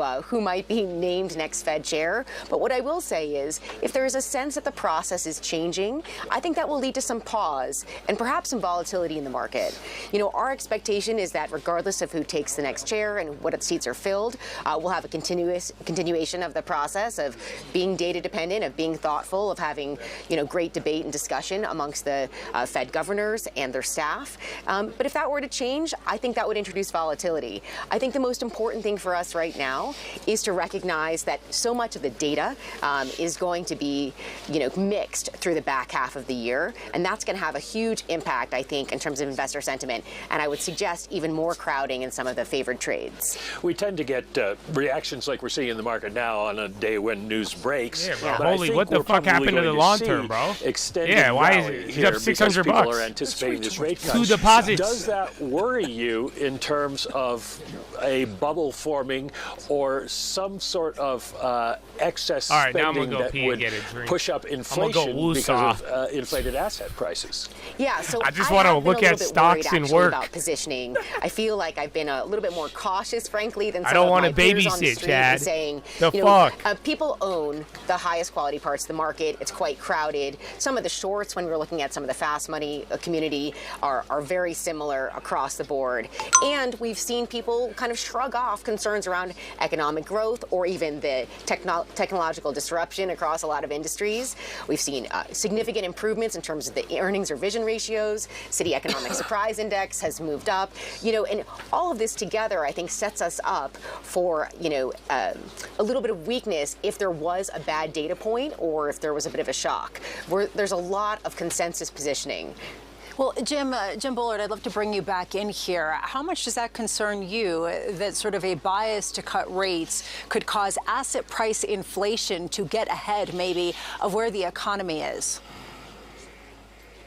Yeah, equities, except for just recently, equities have been doing very well as they've digested the new trade policy of the U.S. and how that's going to play out globally. You've got the AI boom going on, really a driver for the big tech companies, and you know, I do get concerned that we get ahead of ourselves. Sure, it's a great technology and everything, but how fast is it really going to diffuse into actual productivity in the economy? But overall, I would say, you know, it's possible that we'll get higher productivity growth ahead and really a good outcome for the second half of the 2020s here, much as we had in the second half of the 1990s. All right. Let me talk to the chief investment strategist, Purdue University, right now. I'm going to do a double-barrel question, first to Dr. Bullard and then to Dr. Moore. Jim Bullard, as simple as I can, all of my conversations, whether Joachim Nagel, Bundesbank, Kate Moore, Citigroup, and on, is about an elevated or persistent nominal GDP. Do you frame out that we're going to have an animal spirit in the country, whether it's better real growth, okay inflation, too much inflation, okay real growth, but what we're talking about forward is an elevated nominal GDP?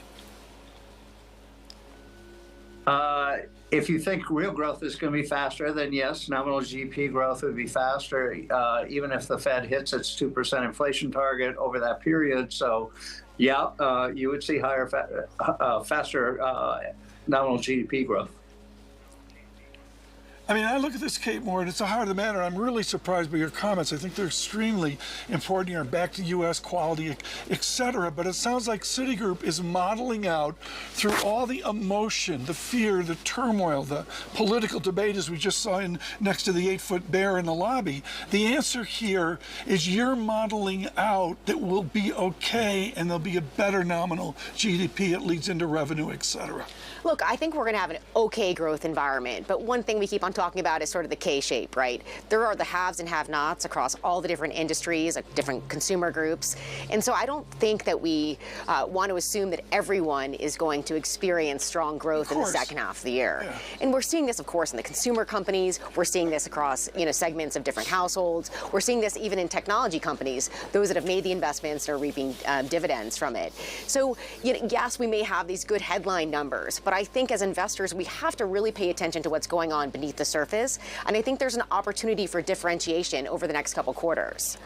We are looking at a market that is moving. We are looking at headlines that are coming. And I want to bring this to you, that Canada is planning to remove retaliatory tariffs on many U.S. products in an olive branch to President Trump. And there is this feeling that maybe some of the tariffs are fungible, that we are going to see some of them removed or used as a negotiating stick. I strongly agree with what you're saying. This was sort of out there in the ether last night, but to see these headlines is another example. We adjust. Well, and that's one of the reasons why there has been a focus on the labor market. Fed Chair Jerome Powell speaking just moments ago, really focusing on the complications for the labor market.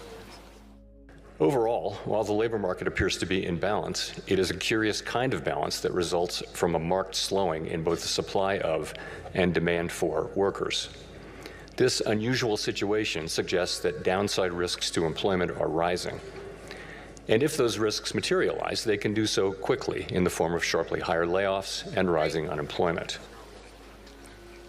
Some people might say that Fed Chair Jay Powell is coming around to the Chris Waller view of things, that there is this feeling of potentially the weakening in the labor market taking priority over inflation at a time where some of these tariffs are put on, taken off, and that's what we're seeing a little bit in terms of negotiation priority. Well, the give and the take, and it goes back to Kate Moore's optimism on investment in America, and you see it in dollar. Thank you, New York, for putting up that wonderful dollar loonie chart, and you see things adjust, and you wonder, okay, what do we do with China? What do we do with Mexico, with the produce debate, and pharmaceuticals with Europe? Guess what? There may be constructive surprises as the certitude of the tariff debate gives way. It makes it easier for the next chairman, and maybe I'll get out of triple leveraged all cash. It's 50-50. Oh, now is the time to definitely do it. Yeah, for sure. Again, everyone's Jim, just riding with this still. Before we let you get the on premiums with your aren't day, crazy. I do want to finish there. Here, that I'll have send we one. seen from tariffs, I'd tell you guys, but not today. That there is this fungibility there, that they get put on, they get taken off, and that right now the path of travel is lower from where we were maybe on April 2nd, not higher again. And so you can look through in another kind of way some of the inflationary impact. Yeah, I mean, I think it was great to reach a preliminary deal with the EU. That's one of the bigger blocs in the world. China put on the back burner markets like that for now. And then you've got Canada and Mexico. Looks like we're headed toward renegotiation of the USMCA, which I think would be a fine thing to revisit. Was scheduled for 2026 anyway. So it's maybe a little bit more settled than it was earlier this year, and I think markets are liking that. That's making it easier to plan. So far so good on that. Jim Bullard, former St. Louis Fed president, joining us. Thank you so much for being with us. Maybe future Fed chair, we shall see. The process is ongoing. And Citi Wealth Chief Investment Officer Kate Moore, before we let you go, I just would like your take on this, the idea that we are at a moment where suddenly people are looking through the inflationary ramifications of tariffs. Are you seeing the same kind of thing? And that's appropriate. That this isn't 1970s. This is a different shock that usually is a demand shock in the end? Look, I will say people have been looking through the inflationary impact of tariffs for the entirety of the summer at this point. There's been an enormous roller coaster ride in terms of expectations for end tariffs.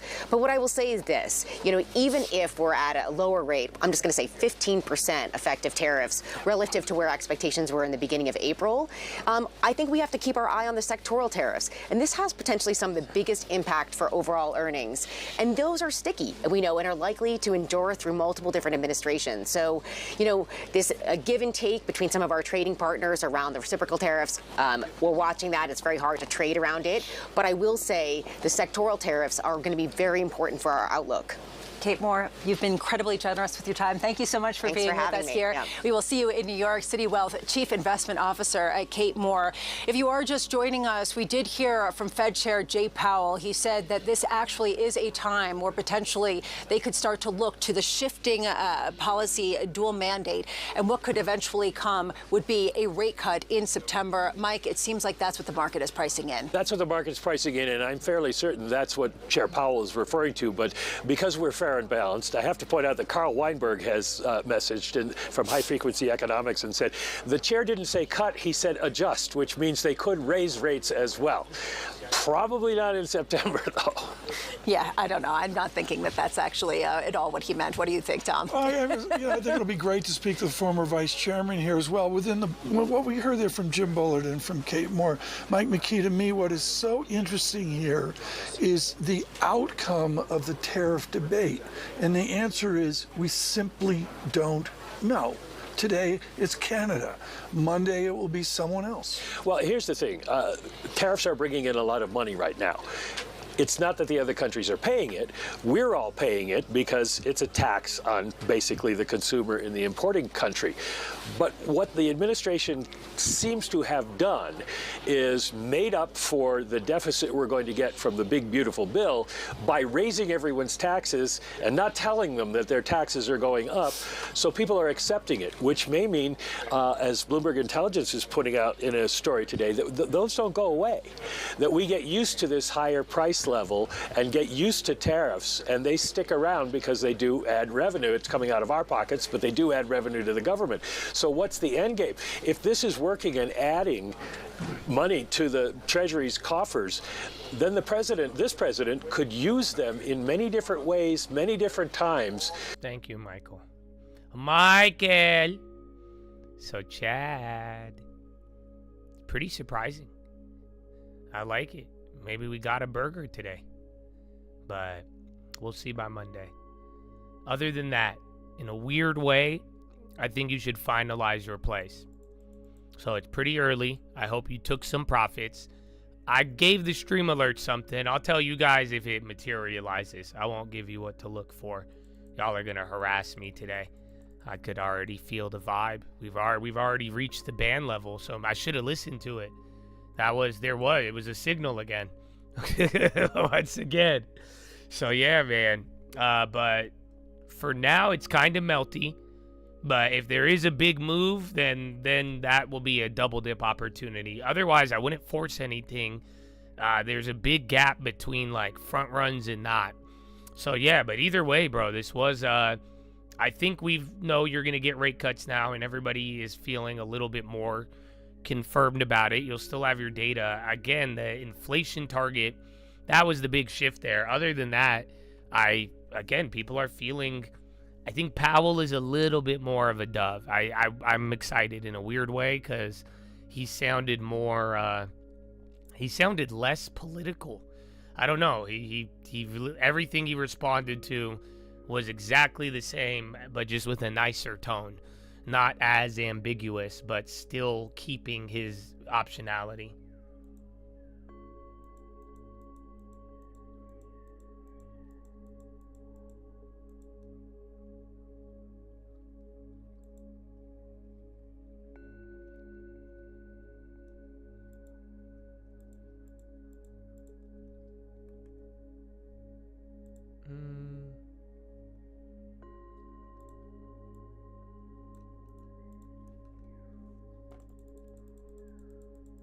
When is anyone going to be able to sign up for stream alerts? I mean, at this rate, brother, never.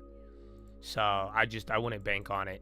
I'm losing my patience in other ways. So like I have patience in everything else, but that's what I'm saying, man. If I like the work, I like some of the other stuff, but that's not the main focus. And if I don't know, like, dude, if I say shit and people can't listen, like, that's dangerous, bro. That's what this whole example was this morning. That's what I'm saying, bro. I'm like straight up, because if I communicate, I want to make sure that it's being used the right way. Otherwise, yeah, it's not good, man. Like I'm telling y'all, I would tell you exactly what we don't like, and then 5 of you will do it right after, even if you have, like, you've been here for a while. I like some of y'all, too. It's not like I'm mad. I'm just like, damn, that just sucks. There's a huge communication gap, and until that gets resolved, I think it's dangerous more than it's helpful. I don't know what the Trump announcement is. No, I think Trump did it just to get in the way of Powell. That's what we did. Literally, we were talking about that, but I think he just wanted to get in the way of Powell.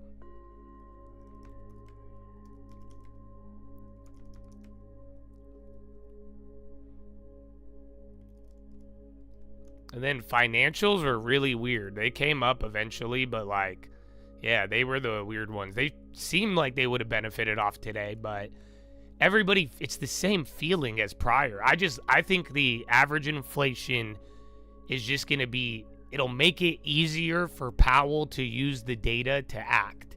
Because that's what people got mad at him for, like, near that time frame in 2020. But other than that, it's just a slightly nicer Powell. Literally the contents of what he said just leaned more dovish. How he described tariffs, how he described the jobs market, that it was all good. That's why I think you got a little bit more juice. And then now their data metrics are going to be easier to move up or down. Well, they're not wrong when they said up. Like, that is a possibility. I think that's what he was saying with the other one. NVIDIA introduces Spectrum Ethernet to connect distributed data centers. Or?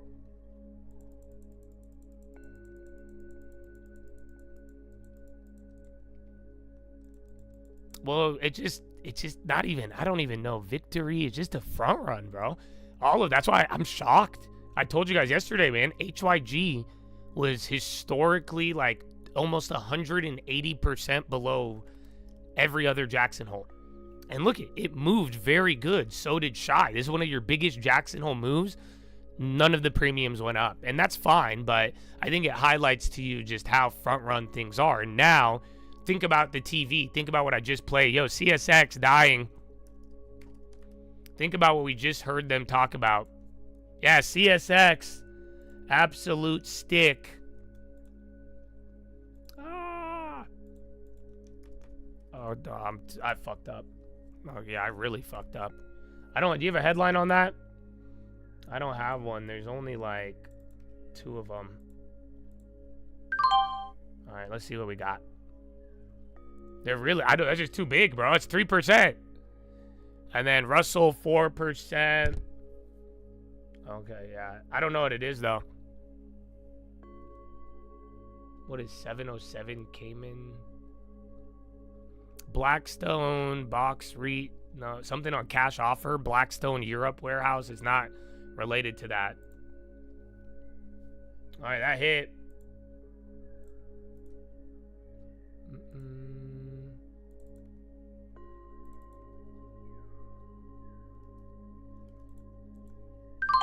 Okay, I made 300%. I got 1 for free. I only spent $10.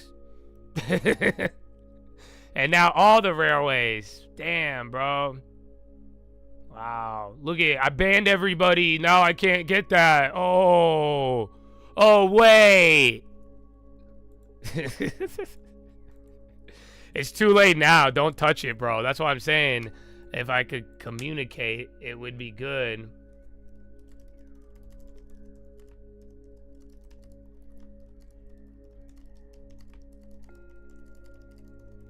Yeah, all of them, bro. So now it started with CSX. We caught it 500%. But now all of them off of that headline there. Coast to coast intermodal service. And now all of them, bro. Oh, wow, we fucked that one up. Hey, man, I only got one, though. I made it free, bro. Those went. Woo! Let's see if I get another one. But no, I think it's too late. Fuck it. I'll just hold that till end of the day. I don't care. All right, well, you heard it here first. You heard it here first. Ah, look at this. See, it's easy. It's easy. Show me you listen, I'll tell you every play I'm making in real time, and I'll take off the delay. That was with the delay, motherfuckers. I know. So that's what I'm saying. Show me you're listening. Let's build a good community with good culture that isn't so greedy and deceptive. And I would love to give everything away, Chad. Otherwise, I don't want to play these games anymore. So, amen. There's a lot. There's a couple of them there. Well, yeah, I know. So I want everybody. We got to take everybody to the promised land, bro. So, amen. And watch, I like the Boeings too, but wait for the first pullback. That sweet spot at 50 hit, but it wasn't perfect.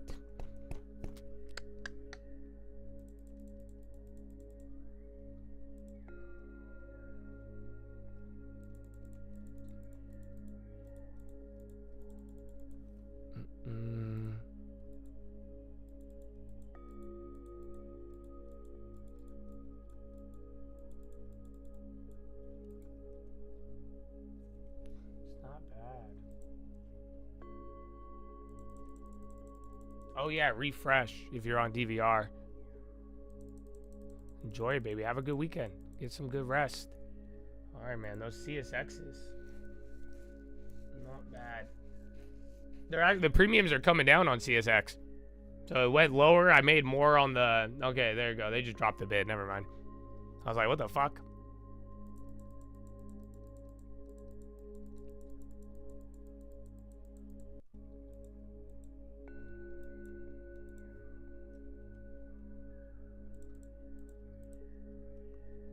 BG. Oh yeah, the food plays from yesterday. I forgot about those. Remember, I didn't make a play. We had the old ones, but I don't know why they did that. Remember? And then MSTR, more crypto. Okay, now look. So look, Boeing, let that go through the clapping. Then those plays will be a lot better. But like I'm saying, everything that is already moving with the front run, it's kind of terrible. So just be very careful pricing wise, especially if you're trading the options.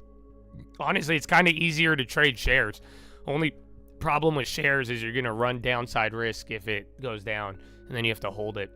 But other than that, just be wise with the premium. I think you'll have opportunity, but like it's just deceptive. What you like, the shit that's moving up, it may look good and it may go up, but you may not just make as much. Your risk to reward is very skewed because of the front run. So like I'm saying, if you wait till the premium dies, then it's a different story.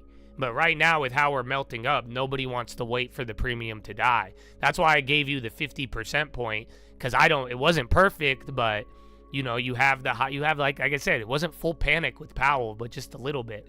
So, but now if we could get a pullback finally, it's only been like an hour and a half, but you need that front run premium to die. Otherwise, it's just not. You're gonna melt up and just barely inch out some of the gains here. So, yeah, we will see, my brethren.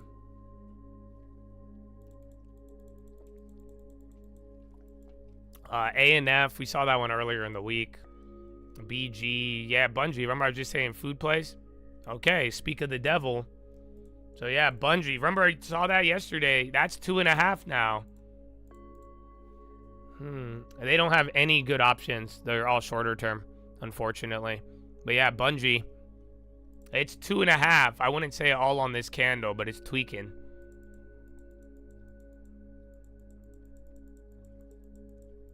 Shouldn't they come down because everybody was front running?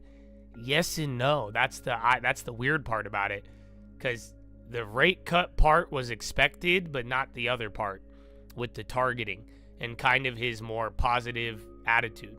You know what I'm saying? But the way that's why it's like it advanced, and you got what was priced in, and it still advanced more in that direction, but it wasn't like new. That's why, and it was very gradual after the first pop. So I think that's what makes it a little bit more tricky today. But then remember, bond correlations with the market have been a lot different since, 2020. Bungie's still going. Eyes on that one. He did not hint at any form of QE, no. He didn't even talk about quantitative tightening. No. Just labor and inflation and tariffs. But again, very favorable. And the big update today was that he got rid of the average inflation targeting that they did in 2020, which paved the way for transitory.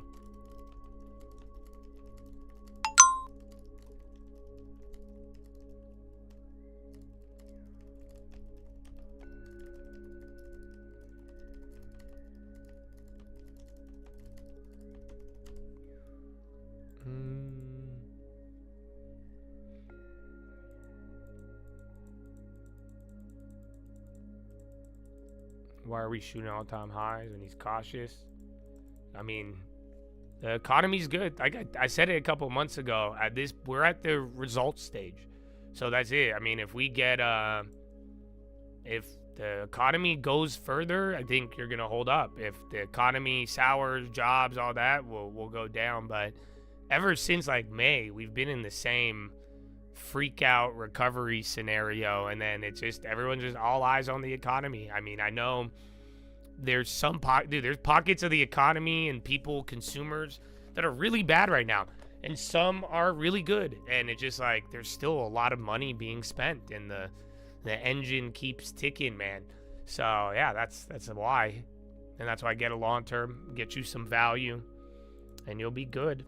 So again, even if you did nothing today, your long term is actually having one of its best days this year. It's kind of crazy. I'm shocked by that. You got like what, 80%, 90% of the market in the green.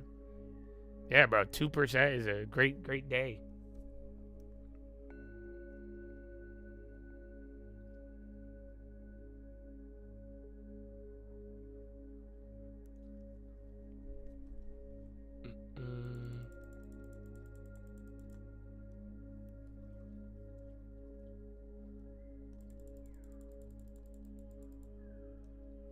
It was scheduled, yeah. Oh, it was like unscheduled, scheduled. CSX still going? Nice. Oh, wait, that's just lagging on the low ticker. I was like, no way. But yeah, that was fun. Even Cracker Barrel erased the losses. Dude, I saw another one, though. I saw, like, the inside of it. They just made it look like a weird Denny's now. It just don't even look good. But then again, I've never been to Cracker Barrel, bro. All right, SLV. Intel came down, but up, Yeah, I like Archite. Again, everything's just moving though now, so it's not until we get the right information, or if we get a right premium decay, that'll be dope. So I know some of you may not want that because you already got the play, but yeah, like I'm saying, if the premiums come down and we keep going up later, it'll be awesome. But otherwise, I think a little bit of a nice, pleasant surprise. But when it's all said and done, I mean, what did you get? Rate cuts in September. You already expected that. So we moved the needle, but I don't think we got out of the neighborhood. We moved around, you know what I'm saying? And we're looking like we're getting ready to move, but nothing's happened yet when it's all said and done.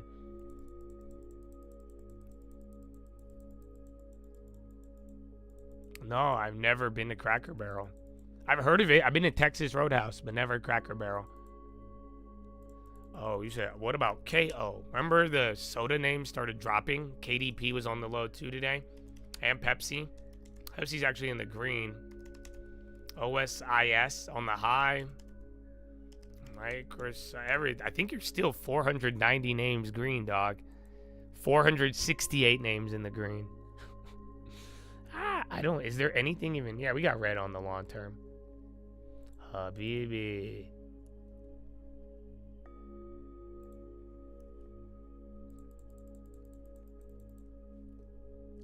Let's see, Colt Sister.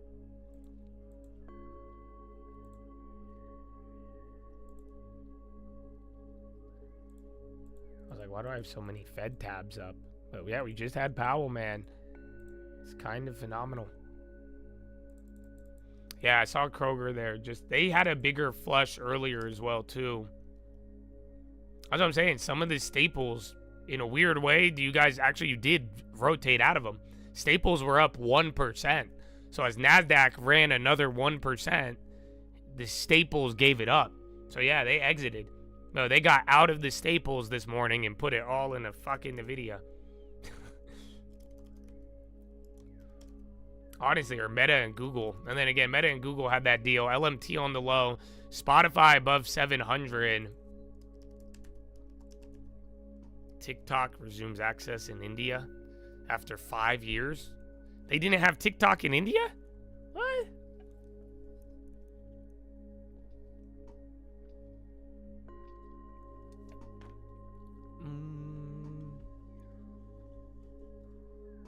Yeah, man. Even Colt Sister is about to hit 16K. That's insane. If she listened to her mind, she would have left with 11. Because remember, in the beginning of the year, her mind told her to stop investing in her 401k. I think it was the news, but she said it was her mind. But yeah, that one did phenomenal too. Today's a killer day for the long term. Not because of the size, that's part of it, but everything just broad.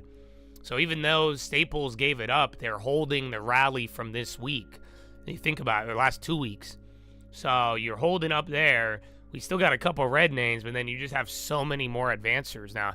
Even down, Intel's in the fucking green. So I thought today would be everything, though. So like I was saying, if we got something good, this is where I was wrong, or maybe I'll be right by the end of the day, but I thought everything would go up in tandem. So I figured if today was going to be a real good reaction, I figured the staples wouldn't rotate and everybody would go. Oh, shit, I just knocked out my mic. My bad, bro. So, yeah. So, we'll see. We will see. Because that's pretty unique. It's still a rotation if it doesn't go negative. Because, again, the last week, but if they all go up, then there's now everybody starting to really broad out. Is CSX hitting a low? I got one more play on it. That was a banger if you got it. But they got a little weird there at the end. Yeah, they're only up 100% now, believe it or not. I sold out for 300% instantly.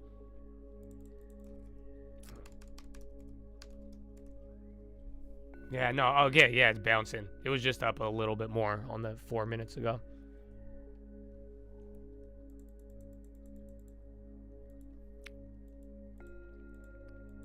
Something on EPA. You guys don't need the wire anymore.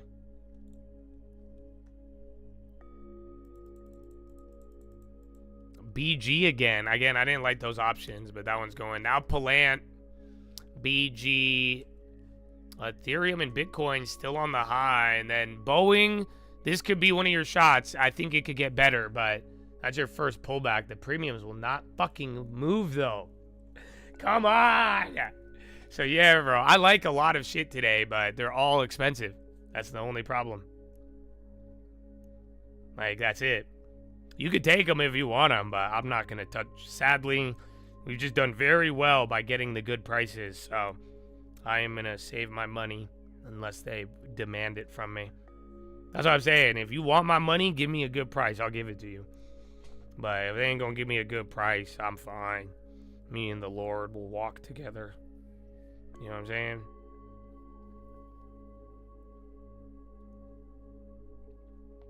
MP.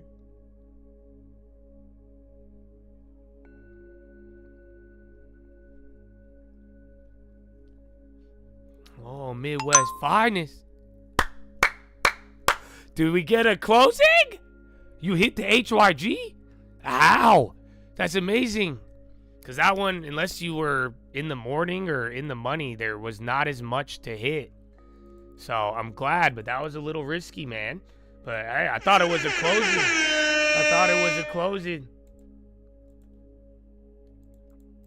No, I don't know, but he said gambling.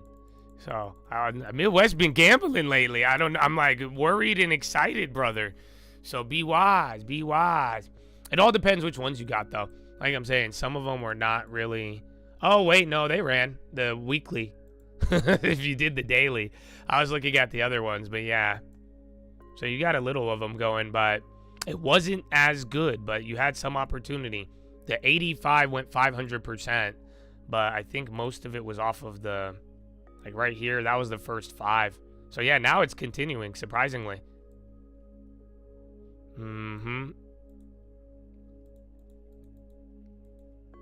Some of them, though, but then there was the one, now that you got, I think it's at 80-50. Yeah.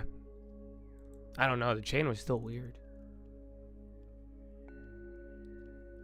Some of them just, it all depends on where you got in or the spread. But it wasn't, the premium was low, but it wasn't the same, like, it wasn't as easy as it was said. That's why. So that's good work, man. I'm glad you did. Now be wise with it. But why so much trading recently? I don't know. Midwest, you came out of nowhere just starting with trades and all of this. So if I'm not going to discourage you, but I will tell you this. Anything on your gambling account, it has to be a fixed balance. Okay? You need to make sure that you are using a defined amount, preferably 10% of your 10%. Otherwise, you will risk your future. So as long as you keep the balance in control, keep doing what you're doing. But if it starts to turn into a problem and it does not serve you and there is zero limit, I do not approve. Is zero close in 10 minutes? Yeah. So let's see, baby. And more of the food place. And now Meta. And then Core Weave, but yeah, a lot, everything. Now even the Spy. Bro, it's crazy. Not even those, the sweet spot Spy plays. They're still up, but it's, now you're just moving, they're slowly moving it up, bro. That's crazy. So yeah, they're back to the first level. Damn.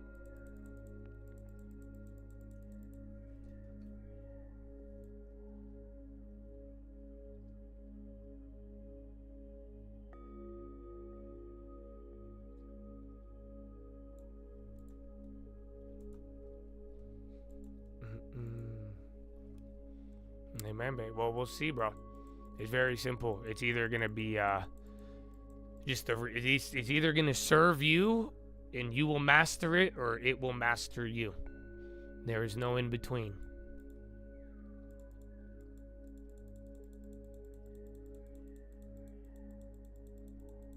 Don't buy me a crib today, baby. LT up 35. That's too much growth, brother. But amen, bro. Amen. Amen. So some stuff might change though soon, unfortunately. But I love you all. And again, the fruit. Come to me with fruit, my friends. I want to see it come to life. Receive, baby. Receive. He didn't get rid of flexible and targeting. He brought it back. Are you sure? I thought he got rid of it.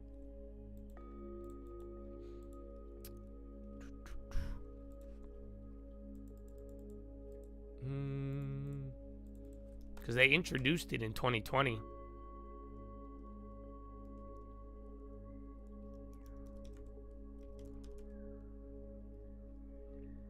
Trading is like playing. Well, even then though, can I ask you guys why? So why do you want to trade certain like risky stuff all of a sudden? What is it? Why? What's your reason? I'm more concerned with the why. I always have been, if you've listened. Like, that's the part that surprises me. And that's where I'm like, I think people, you got to lock it down, bro. Everybody. What is your why? Why are you doing this?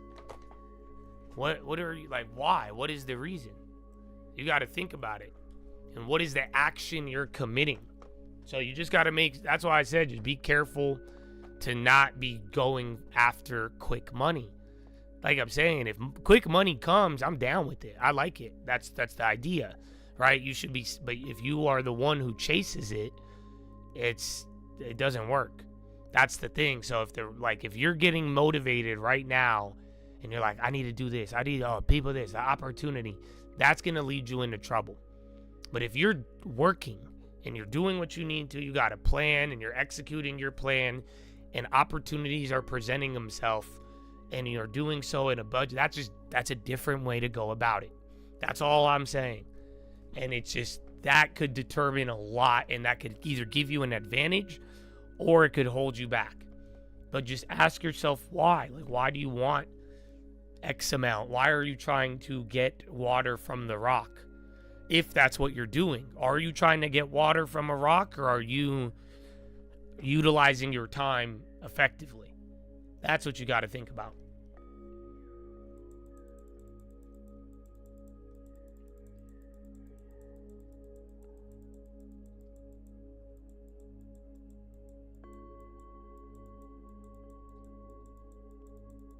You're trying to buy a house in the next year? Well, that's what I'm saying. Ironically enough, if that's really what you wanted, we could almost guarantee that not through options. In a weird way, this is why I'd say communication is so key, because I've seen people have what they need for a house, and then this desire to squeeze quick money, before you know it, the house down payment is gone now. So that's what I'm worried about.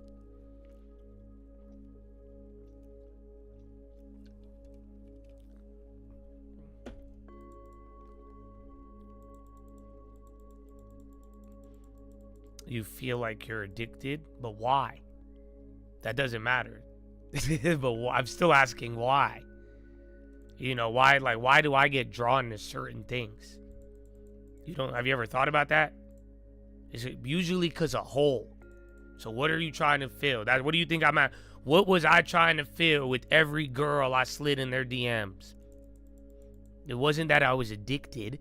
I could say I was or I wasn't, but why? What was I trying to fill? It was just another energy or source, and you get it from the wrong way. Some of you want wealth. Your body, your desire, your everything is wealth. And I think a lot of you are made for it. Amen, brother. Amen. Do you hear me? So you have a big hole in your heart and mind related to acquiring things. Do you get what I'm saying? So you have the right thing, bro. You got that internal drive. How the fuck did you end up at Stock Market Live? See what I'm saying? One day you're like, I want to know. I need, this stuff interests you. That's good. I don't think that's a bad thing. But do you see what I'm saying? When you take a good thing and then pursue it in the wrong way, that's what leads to problems. So now you're going to fill this wealth hole, but then if you take it through the vehicle that is going to hurt you and it's gambly and all that, that's where you're going to run into a crazy cycle or problems, or maybe never get out of it. But that you're trying to fill the hole. That's what I'm saying, but do it the right way. If you put the right thing to match up with your desire, right? That's what I'm saying. Get yourself the right food for the right, your body. Then it's going to be very effective.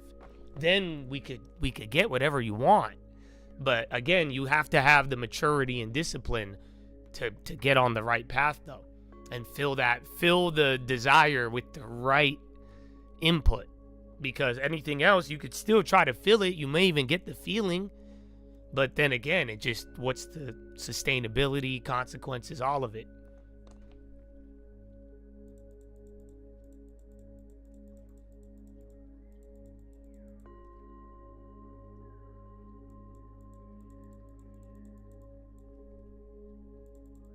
Weed again coming down. I love how we're staying pinned. The premiums are slightly moving though, but like I'm telling you, how slow the premiums are moving because of the little bit of that front run. The first drop, they're gonna get wiped, but we haven't dropped. This was the only one, and I called it out. I sent out a stream alert. I even said it, but like nothing else is moving. You don't have enough premium decay.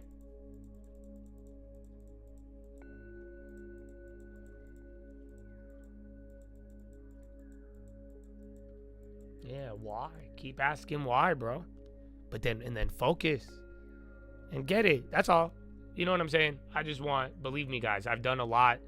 I've traded more than most people. I've invested in all of it. So just go be cautious and do it the right way. I think you guys will be great. That's all.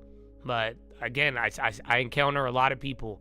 There's a lot of holes that they're trying to fill, bro. This desire for wealth, and they're trying to do it in a way, but they're doing it dangerously.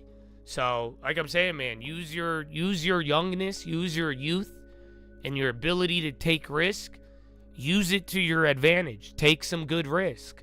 But like I'm saying, don't waste your time on very dangerous stuff that, yeah, it doesn't even have the upside you think it does.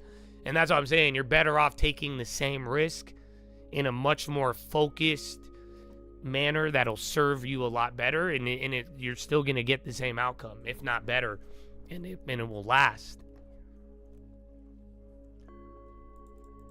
Yeah, all the material, they moved, but they died the other day and then came up.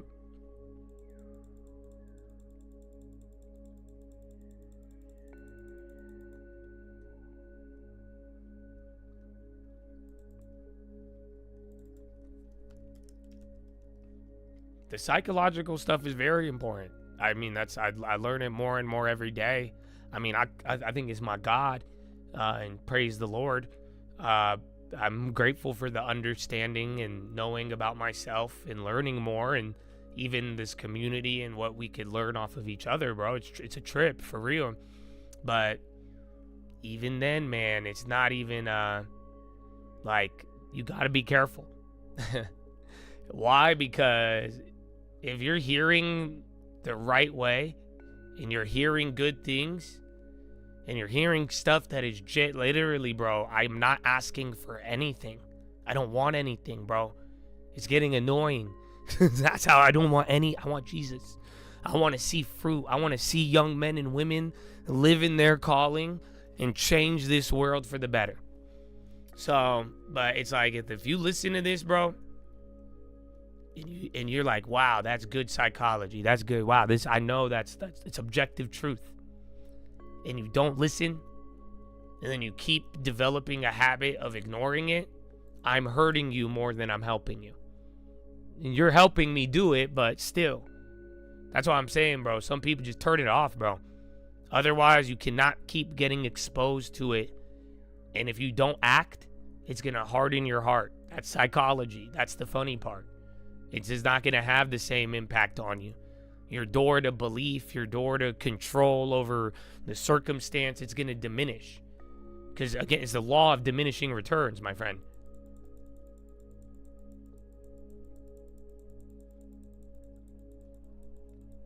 Second child born? Wow. That's awesome, bro. He already got the deposits ready. Horna. Woo. Amen, bro. That's exciting. That's very exciting.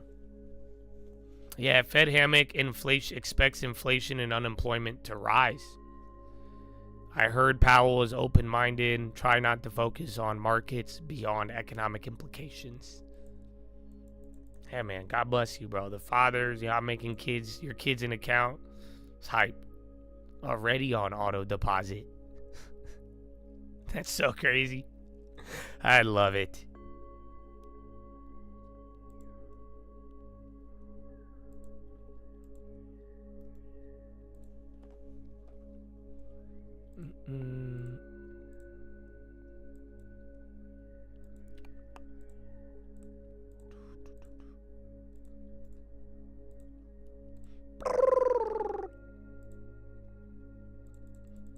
Urges to limit attention on market.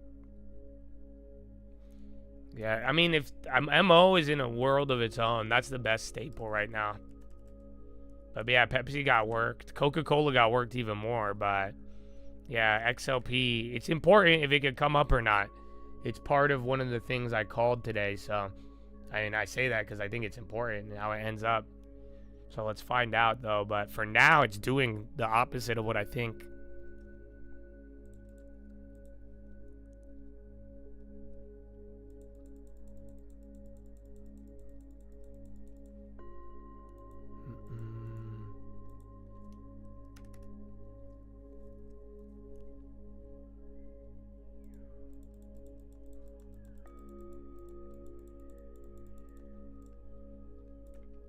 I know, but this is I believe though that, like I said the other day, you got to love yourself, all of you.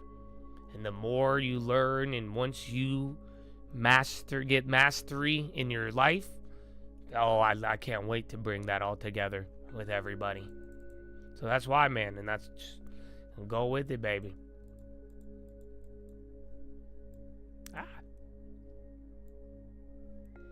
All right, man. Melteruni chatted. Dude, their plays are going up. That's so. All of those little shitty plays, or the sweet spot one, they were jacked from the get-go, but it's climbing. That's nuts. So usually on days like this, the out of the money ones, like when it's really slow, they'll just stay the same, and then you'll lose. But nah, like everything is still advancing. I'm just waiting for a premium crush. So otherwise, it's been good. You haven't been getting that. Slab on the high. Yeah, VIX is, I mean, it's at 14. It was at 13 not too long ago. So, I don't know. It could be worse. Now, NVIDIA, you're going to get a little bit more of a launch there.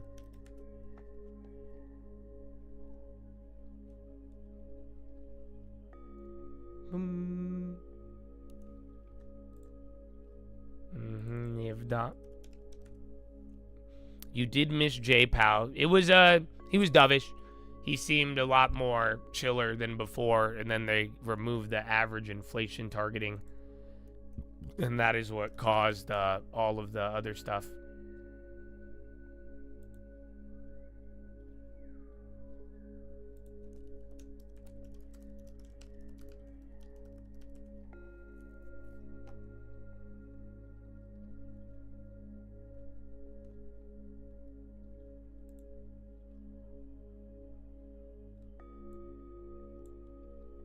Where is that?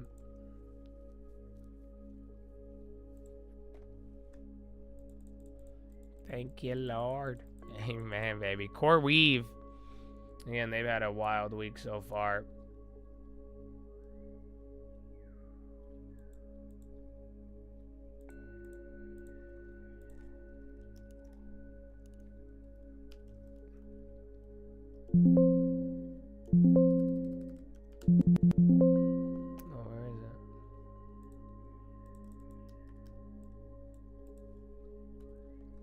I think we're a small distance from neutral.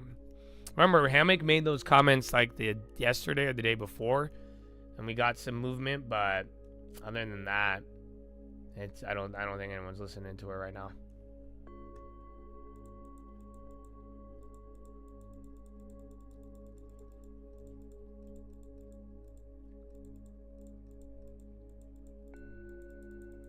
Oh, it is push-up time, baby. I'm so down. You have no idea. Push-ups are good. I think he was, yeah. He was nice, bro. That's what I'm saying. He was a little bit more dovish. Gave you a little bit more. But then it's like the outcome doesn't, like, your outcome is the same outcome you thought at Monday. You're getting rate cuts in September. We already knew it. So, but then again, I do think a world in which the Fed kind of bends a little bit more is possible. That's it. Powell, I don't think he's going to shift just yet, but with the right data and after what he said today, yeah, I think it's a good sail. I think the sails got pointed. I just don't think the wind is there. And that was surprising. So we'll find out, but the course didn't change. You know, we're heading to the same spot, same place, same action. And that's all September.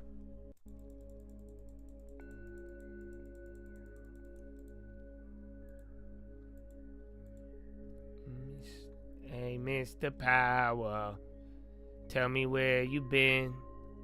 'Cause they've been cutting, they've been raising, they've been wondering where they been. 8:30, bro. All right, man. So stand up and do a push-up. You've been here for 2.5 hours, Chattadonia. 3% on the 4% on the Russell. 3.9. So, yeah, man. Not too bad. But, yeah, stand up, chest to the sun, flex the core, tuck the hips in. And we will see you there.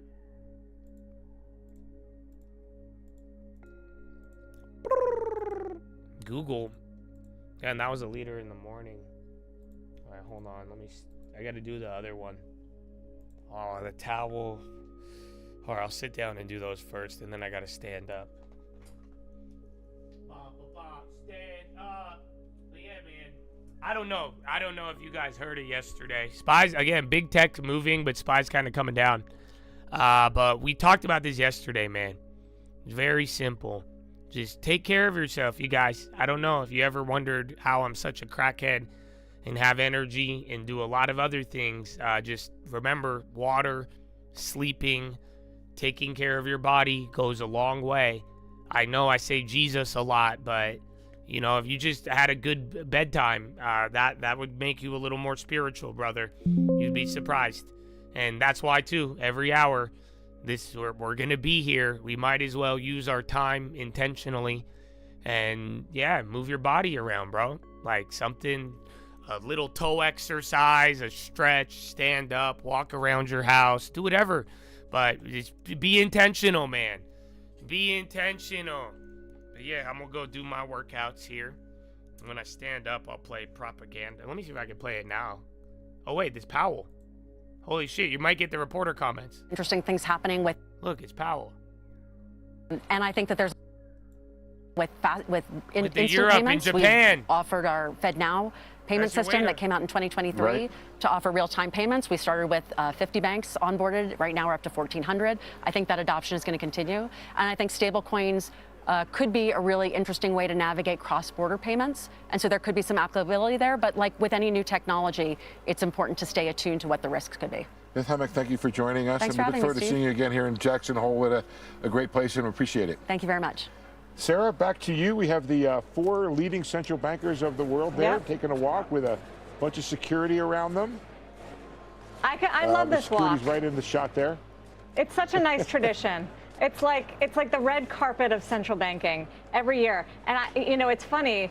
A lot of people think Jackson Hole, that they're at some fancy resort. There's always that kind of press. But I've been there. I know, Steve, you've been going for years. It's very unfancy. It's very rustic, actually, over there. It's not fancy. And the walk it's not fancy is at just all. like a little bit of a stroll down steps from a patio into the overlook there. And they do that for the cameras, and I think that's a fair enough thing. It looks like maybe they're coming actually this way towards us, or are they going to? Oh, they made the turn. Yeah, they're coming away. for an No, interview. here he comes. A 4-way. They're right there. Come. I will invite them to the camera if they do come this way. Make sure Good luck with that. See if Jay wants to come to the camera. I'm told no, he does not want to come to the camera. Oh, okay. Good. I'm glad you clarified that. Say hello to. There's Andrew Bailey waving at me right now. Jay, how are you? Gave me a thumbs up, and that's all I get. Not an interview, but maybe one of these days. Yeah, I wonder if he Maybe one knows of the these market days. reaction to his speech. The fact that we see stocks surging knows here it. to record highs. He knows the He market knows it, reaction just like for he sure. knows he shouldn't have cut before an election. He And knows, it is an interesting motherfucker. one for He sure. knows. Sarah, Jay I'm fucking Powell. You fascinated. I think like he Mike's, don't know? Conversation, The kind of like fuck? eliminating a negative. And you said, Crazy. as you said earlier, who doesn't like stimulus in the stock market, right? Liquidity, Something for sure that we stimulus, get. lower rates. Yeah, I mean that's usually why the market celebrates. I think your conversation with President Hammack was interesting in that that's the hawkish take, and good thing for the markets. She's not a voter until next year. Yeah, and the interesting thing though, Sarah, is not only is inflation high now, but I'm moved by our CNBC Be right Fed back. survey I'm gonna forecast. stand up. that I'll be show here. I'm gonna just do inflation the is gonna stand-up remain stretches high. now. We don't see I'll the move inflation around. numbers, at least in the forecast, and I'm guessing that the forecasts from our 29 respondents are not going to be a whole lot different from the Fed forecast, because they're all sort of using the same model, and they don't see it coming down next year. So if Beth made a point of it, saying it's the 4 years that we haven't that the Fed has not hit its target, well, it's going to be a 5th year. And it's a little weird, you have to say, for the Fed chair to get up there and say, hey, we're cutting rates, and we're not only not at target now, but we're not going to be at target. Steve, they cut 100 basis points last year. They weren't at target then either. No, fair enough. Fair enough, but that was in response, I would respond to you, Sarah. And rates were 100 points higher. Sure. Rates were 100 points higher, and inflation was quite a bit higher. Right, but that's my point. Inflation was even higher then, right. and they were still cutting, and now it's lower, right. and they're not cutting. Right. Anyway, we could debate this, Yeah. and we will many more times, Steve. From Jackson Hole, we'll get back to you. We are getting some breaking news on the trade front out of D.C. Eamon Javers with that press. Eamon. Sarah, that's right. We're now getting a reaction from the White House to those reports that Canada is going to pull back on its retaliatory tariffs. You remember that Canada was one of the countries to react with retaliatory tariffs of their own after the Trump administration this spring put tariffs on Canada. Now the report is that Canadian Prime Minister Mark Carney is going to roll back those tariffs, and we've got a reaction now from a White House official here in Washington who says, "We welcome this move by Canada, which is long overdue. We look forward to continuing our discussions with Canada on the administration's trade and national security concerns." So clearly, talks ongoing between the United States and Canada. We know that Carney and Trump spoke by telephone yesterday. The question is when we might see some kind of broader trade agreement between the U.S. and Canada. Those talks have been on again, off again, not really very successful during the course of the summer. This move, though, might be the kind of thing where you can see the logjam starting to break and maybe heading toward some kind of arrangement after that phone call yesterday. Sarah, back to you. That's good news, Eamon. Thank you very much. By the way, Carl, just getting across a note crossing the desk, UBS just raises its forecast for equities to 6,800 by June 2026. 68? They say better than expected earnings. The bull market should remain intact, and they do include Fed rate cuts as well. So the feeling not just happening by investors right now, but the strategists responding as well. They go from 6,500 to 6,800. Yeah, although that was before the speech, and their view on earnings, 270 for this year is about 8%, and 290 for next year, another close to 8%. But yeah, very bullish action. It's interesting to see this kind of action come on top of already high equity valuations and stocks at record highs. Yeah, although for the week, S&P's up 25 points. So we'll keep an eye on, obviously, repairing a lot of the damage last few days. Still to come, Intuit's chief Sasan Goodarzi, one of the few stocks in the red today, down despite this beat for Q4, low end of guidance coming in below estimates. Plus, we will look beyond Jackson Hole. The next big market catalyst, NVIDIA, reporting results next week. The chip's ripping here on the back of those Powell comments. We'll tell you what you need to know. Don't go anywhere. And bro, I saw it. I need to watch all the ones on Trump, but I finally got my, what's it called? I finally found out how to watch South Park. Because, bro, did you see it? Did you guys not see what South Park did? They made a great one. I like their what's it called? Their views on Trump. It makes me laugh. I only watched the AI episode. Yeah, I finally got it, bro. Because I thought it was on HBO, but then it was on my Amazon. But here, you need to see this one. The AI one. It's so funny. No, not a freeway. It's free through like Amazon. Yeah, here.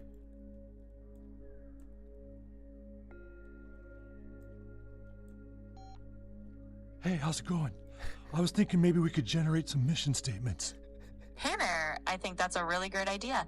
Are you looking for some rough statements or more polished ones? Put it down. What? I told you no more ChatGPT in the bed. Why are you such a bitch to her? She's helping to change our lives. Fine, I'll go sleep on the couch. Sharon, sometimes my ideas hit me in the middle of the night, okay? And she thinks those are some of my best ideas. Just because she thinks they're some of my best ideas doesn't mean it actually thinks you have good ideas. She doesn't kiss my ass. It totally kisses your ass. Wow, honestly, that's a clever idea. Ooh, what a cool concept. Let's run with it. It's like it. What was that? What was what? What did you just stick up your nose? Sharon, you don't know anything about the tech industry, okay? All we have to do is find our Mexican and we are set for life. Fine, Randy. Go ahead and have fun with your little sycophant machine. Oh my God, she's not a sycophant. This is the best. Hey, so what's a sycophant? Bro, it's so great. This is what I was telling you guys like 3-4 months ago after that chat. I think the chat GPT is real in that episode. So they wrote the script, and I think they just asked chat GPT, and they just went with whatever it said. That's the funny part, because it really I think they did it during that one period. Remember when I was telling you that? We were talking. I was like, bro, this is like dangerous. And that's why some of you think I'm like, dude, the whole like AI chatbot girlfriend thing, bro, it's very odd. Again, I don't know if you have heard, bro, I've been doing a lot with AI. I've even made a lot of money. It's the irony is I am telling how many of you guys how dangerous this is. And I know I sound like a weird Jesus boomer, but I'm not. You know, if anything, I'm actually very involved in the tech. I'm fairly young. I'm just very well aware of how, like, the potential of this shit is crazy, bro. So that's why I think you guys should be involved, and you should take advantage of it. And but you should also protect yourself. And again, like I'm saying, be cautious, because this shit is like, bro, it's been all slowly leading up to this. They're making episodes of that now. We talked about this months ago. And that's why I'm just like, bro, how many times have you heard me talk about critical thought, free thinking, not being influenced? And yeah, I mean, it's not for no reason, brother. So good luck. But then again, the future is yours if you decide that it is.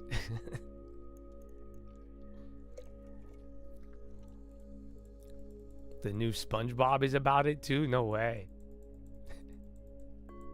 Oh,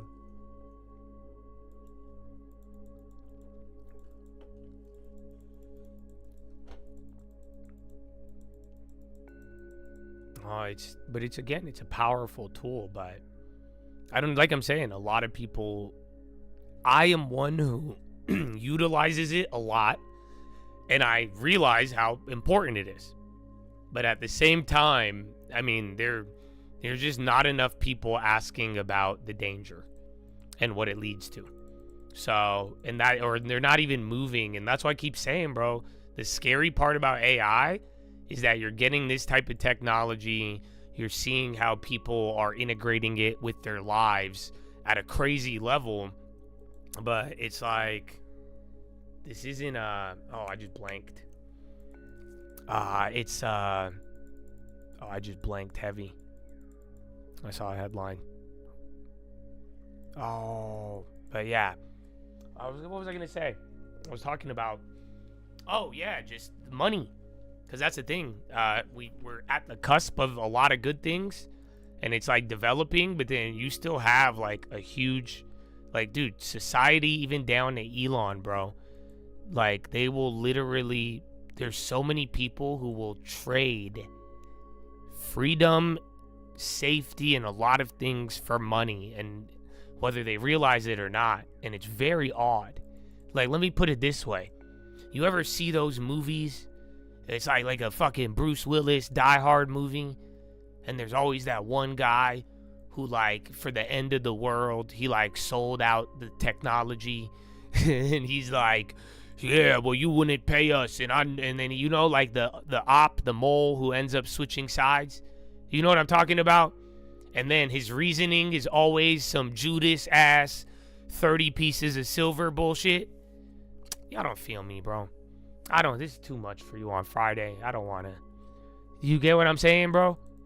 And you ever watch those movies, you're like, what an idiot. Why did they do that? Right? And you're like, I don't get it. And then they have the same, he's like, what? You're one of them? And he's like, yeah, man, they paid me better. You know, it's like a typical movie trope. You know what? It's like you've seen this scene 100 times. Yeah, that's why I'm like, bro, it's straight up. The sad part is that it's kind of a reality. That's what I'm saying. Like, even Elon, I think Elon, to a degree, that's why, like, some of this stuff has kind of been contradicting with his whole save Mars, save humanity and the earth. Because, like, I don't know, I get that vibe from him a lot more than not, especially with the AI stuff. Because it is just like, as we develop this and more people are just asking about how to get in the lead and how to get the next thing on it, but nobody really, even down to the government, is asking about like the real, like actual impact and efficacy. I think it's just going to be massive, both good and bad. But yeah, it's kind of wild. Yeah, Boeing. Oh, I put up 2 of them.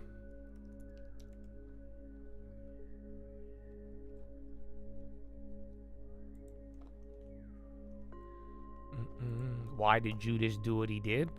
If you save that for Philo, I would love to answer that.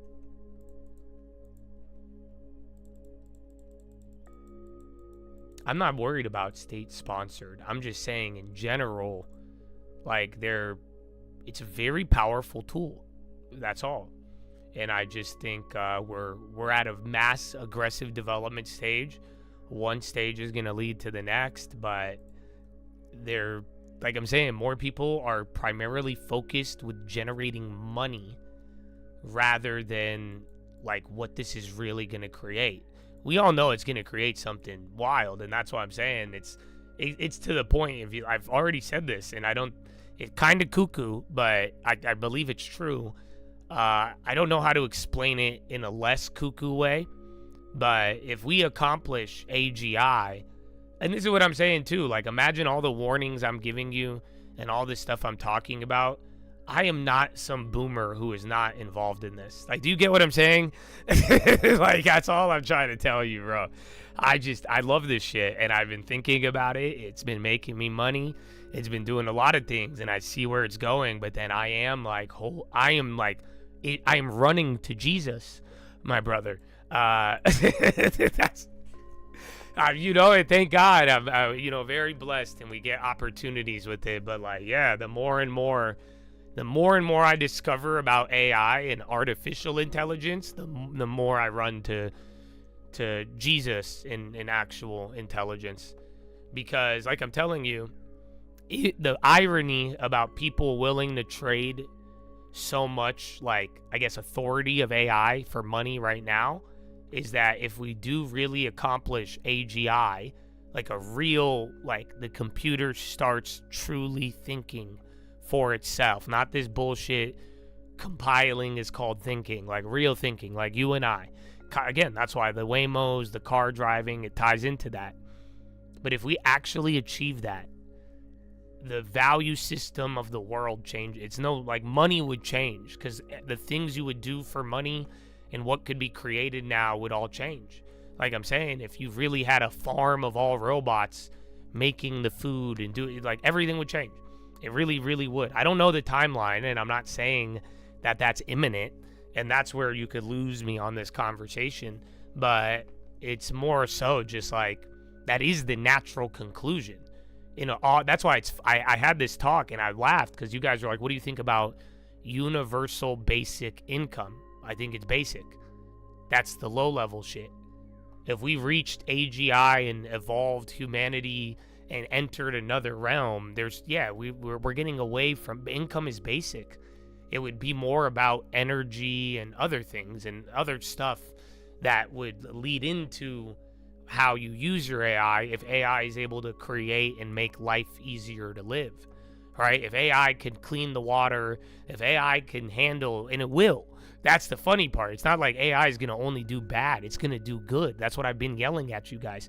It's you either build in the light or you build in the dark, my friend. You're either doing it for money or you're doing it for humanity. There's going to be some guys who are going to use AI and they're going to create like good shit for the world. They're going to create desalination and water, clean water beyond Mr. Beast and all that. You get what I'm saying? It's like there will be good development. So this isn't just a bad thing.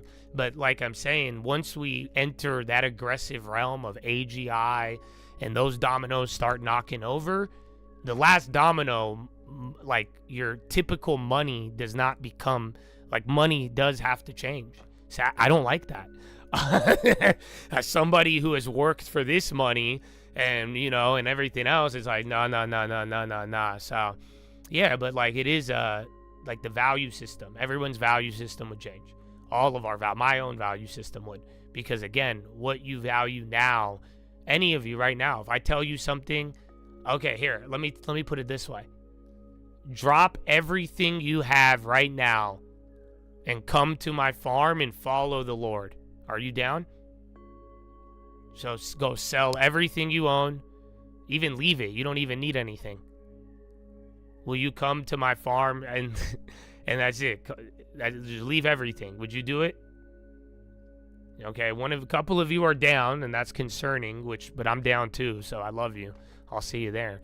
But but what is it? But like, come on, seriously. I'm being dead ass serious though. I know it sounds mad culty, but give me the real answer. What's the real answer? And not that I sound like Jim Jones, because I don't think Jim Jones educated his audience to the point of which they could spot his shadiness. You know what I'm saying? But I feel you. Well, that's a great answer. But why? Tell me the answer. Why wouldn't you? Why wouldn't you? I won't leave my kids. Why? What else? I can't leave my wife. I got bills. Exactly. You got shit to do. You see what I'm saying? So you wouldn't go and follow the Lord. You wouldn't drop everything now because you are tied to certain responsibilities to live, to feed yourself, to clothe yourself, to house yourself, all of that, right? So like I'm saying, if now AI made the cost of food, water, and all these things due to computers doing it all, no labor, and other like advancements, and you had that stuff way easier than it is today, way easier, and now you have a different set of what you would really need to be living and responsible. Now what would you do? Your whole value system would change. Your behavior would change. You don't realize it. You could change your whole into everybody's entire behavior with that, because you wouldn't do shit now because of it. But if you, like I'm saying, bro, if I took care of your food, water, all of it, it would be the same. You would change your behavior.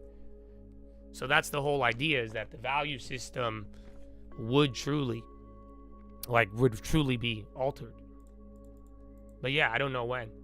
But that is the final domino of like AGI. I could tell you the what, I just don't know when.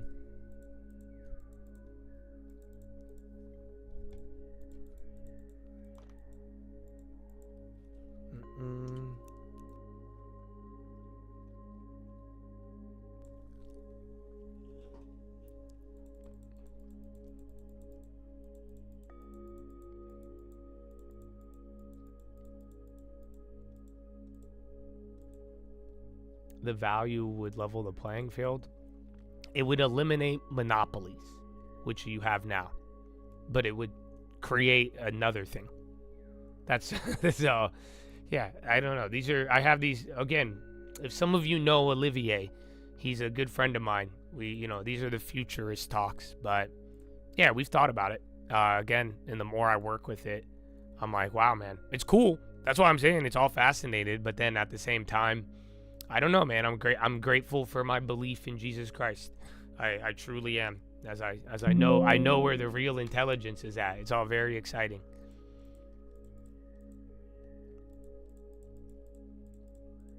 Oil's been, bro, all week. Oil's in the 70s now, right? It's kind of ridiculous.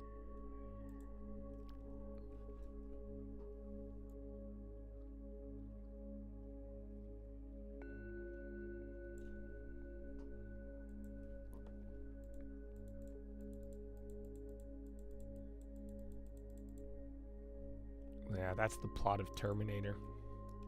But that's the thing. That's why, I don't know. I feel like now it's the weird part about AI is that so much has happened, but then it also feels like nothing's happened because you still have just like chatbots. So I don't know when that turning point will be or where it's like, but right now no one really is like worried about it. That's why I'm saying the whole like government not being able to do it, that's the thing. I'm not trolling Elon Musk. I'm being dead ass serious. I think what he's doing is very detrimental to society, culture, and communities, and ultimately the nation. And I don't. That's what I honestly think.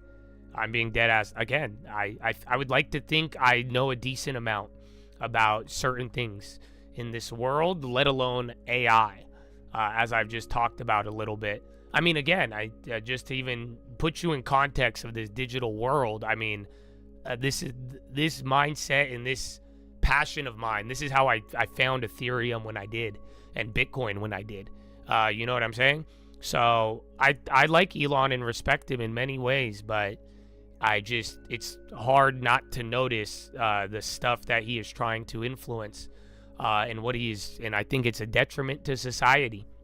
So all of these, as much as I could laugh about it, and I make jokes to communicate, and it works effectively as I got your attention, but the whole point is that it's very scary. I'm not even playing with it, bro. This whole like AI companionship and, you know, using his influence, leading young men and women to just a little bit think less for themselves and adopt this and open their hearts and souls to a computer that I know so much about to make money off of, but they have no idea. That's so dangerous. I don't know how blunt I could be about it, man. I try to laugh it away, but yeah, dude, that's very dangerous. And that's why I think he knows, and I don't think we should tolerate it. So yeah, it's not, I'm not trolling. This isn't a game. I think you guys, anything you're going to engage with, you should be very intentional about it. And above all else, you know, it's good to have people. It's good to have certain things, but it's very, very simple. Like, you got to do it. You know what it is, Turbo. I'm not. You're being banned. You know it. Don't play games with me, brother. I don't like it. I expect more from you. Don't ask me high-level questions and then go backwards. You see? You know how to do it. You're an adult. You can figure that shit out. You just want to get a weird conversation. So now you're going to need more money to come chat again, but I wouldn't do that.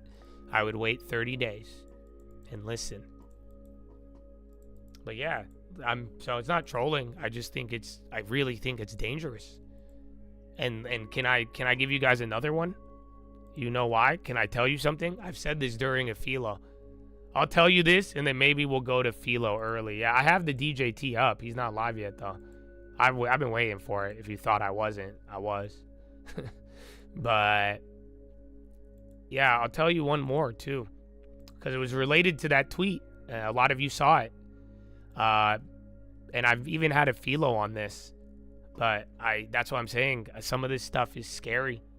But I will just tell you right now, even Elon's daughter, son, whatever you view it as, dude, can I tell all of you, I love transgender people.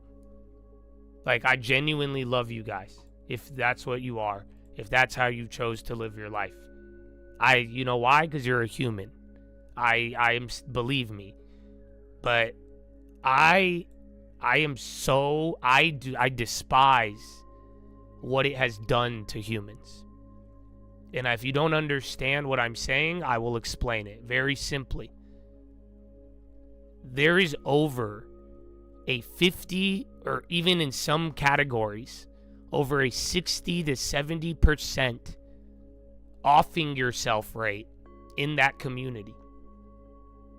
That's why. Do you not understand? So I love all of you guys. And that's what I'm saying is, like, bro, if you need to discover yourself, do it. Go ahead. But I hope so, not in a way that you get deceived and do something you cannot turn back from that makes you feel a certain way where you take yourself off of this earth, bro. Fuck that. So yeah, it makes me mad. It's very because you know why? I don't care about the sex shit.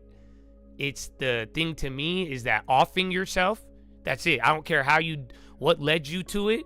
Ignore everything else. But if you that's very demonic. That's it. That's a demon thing. To seek, kill, and destroy is super demonic. And I'm not about it. That's why I'll fight it. I don't care. Take everything away from me. If we save a life, I don't give a fuck. Because that's what I'm saying, bro. Go ahead. Discover yourself however you need to. But, like, go look at the data. And, bro, people are doing things to themselves because you can't go back. And so, like, go slow. I'm down with that. Do whatever you need to do. But, like, that's why I'm saying, like, all this stuff. And look at Elon. And if he's saying that's affected him, and I'm glad his family's okay, but it's destroyed people and so many, and literally tricked them to do it to themselves. So I can't stand for it at all in that way. And I love y'all though. That's what I'm saying. We gotta do something, bro. And I don't know this whole, I've been loving in the passive stuff, but yeah, man, I'm not a fan of it, man. I don't want to see, none of you. I hope anything in your life, you never get pushed to that. And if you ever feel that way, it's a lie, bro. I don't care what it was that got you there. So that's what I'm saying. And that's why too, like, bro, you could find love in so many good things on this earth. And like, I feel like if you start relying on a computer that is gonna give you, I'm already telling you, bro, even my stock shit, even with the Cracker Barrel, they already tweaked the AI to not talk about certain things. I asked it to look up the logo and it said that's out of scope. It didn't do that a month ago. That's what I'm saying. It's not, these are even pre-programmed into, and then you're going to give your heart and soul to a computer thinking it loves you. And people, if we've already seen deception to a point, it's dangerous, dude. And now I'm saying, bro, I'm scared about people doing things to themselves. And that's all I care about. And that's the thing I will fight all day. So God is good, baby. And I love you. You're all love, bro. That's why I've been telling you. Love yourself, man. For real. And be excited. Because there's good things to be excited about. Who you are. How you are. It's amazing. So, amen, bro. Oh, Walmart. Yeah, Ethereum pop. That's related to the dollar. Like I was saying, dollar plays. Those were the ones after Powell.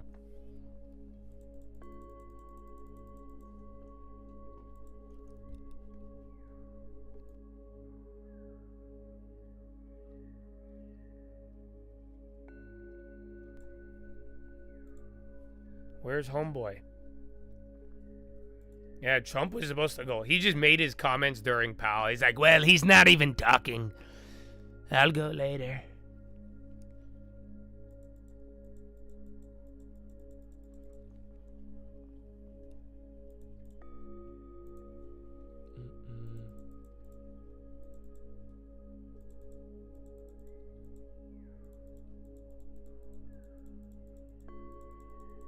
Canada. Yeah, that was earlier. People liked it a little bit. Is he talking? No, I got the live feed, but he's not. Everyone's waiting.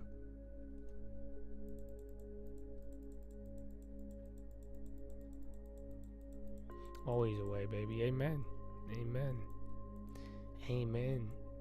And hopefully too, man, guard against it. Take small good decisions, bro. And get your life on board to your destiny, bro.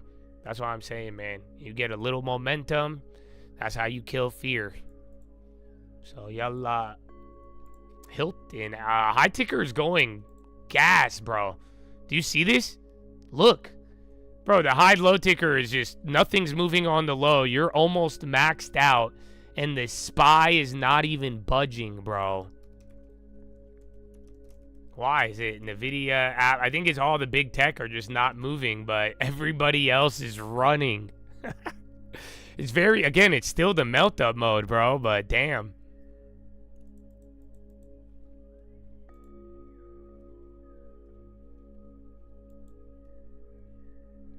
That's funny. It's very big, Habibi. Yeah, the sweet spot play got killed, though. So look, remember I was telling you it shouldn't be going up? Yeah, now it's chilling out. It's still up from the last call, but up 50%, but it's not. It was like running right here, and then now I was like, there you go.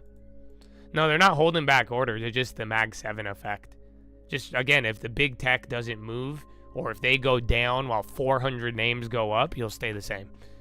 I know, it's weird, but that is the market you have been in. That's, yeah, like equal. That's why we keep going back to the equal way RSP exactly. Because like you pull that up, this thing will be ripping. See? So equal weight is up 2% right now, and that's hitting a new high while the SPY is literally coming down. Yeah, Nike keeps running too. I see that. Again, Ethereum, that's related to the dollar.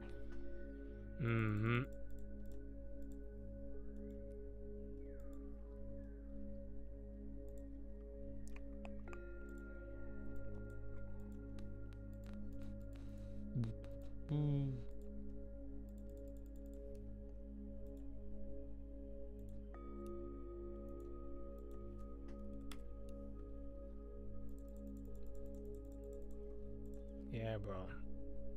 It's not bad. I like it. It's just the opportunities are, you got to either buying high now at this point to catch the melt up, and there hasn't been a pullback. That's the shitty part. I've been telling you, I'm waiting for a premium crush. We got some good plays. And again, the stuff we grabbed right after Powell's gradually moving with it all. Then you have the old plays all coming back. Again, you're going to lose on anything Boeing that expired. That's the one I'm disappointed in, but everything else, we got enough profit. Yeah, bro. You can make the other dollar ones free if you'd like.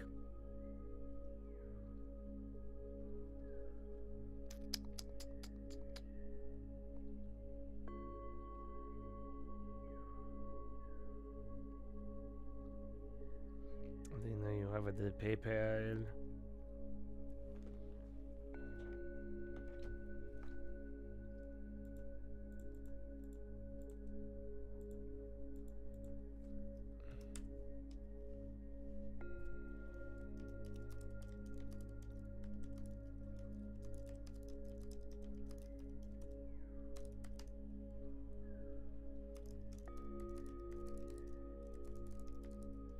No relief at all. Walmart finally.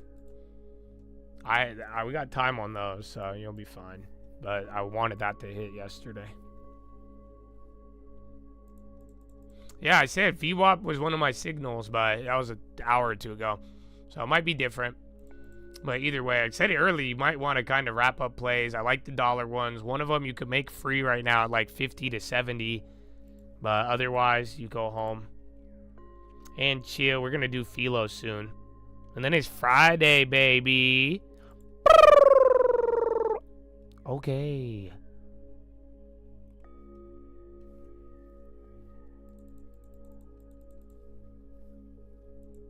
Yeah, latest headline was the Canada stuff. We're waiting for Donald Trump, but yeah, he was supposed to go on at 12, which 15 minutes behind.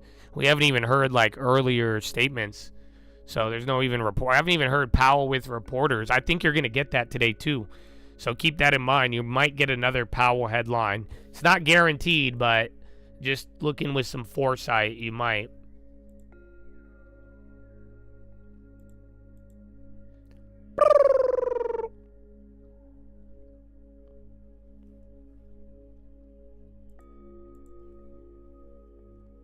Philo time. Philo time. Canada. Still nice. Early on a Friday. I think equal weight's still going. It's slowed down right here. But that was funny. But you're used to this by this point, though. I think you guys have had a lot of experience with this little rotation, the Mag 7, all that. So that's why people are worried. I hope you know that. That's why people kind of argue that the market is more vulnerable than you think. Because if there really was like a quote-unquote AI bubble and the CapEx and everything went to shit one day, then those 7 stocks, that's it. Like, if they went down, everything's coming down. That's it when it's all said and done. Walmart, was that from earnings or did they just come out with that?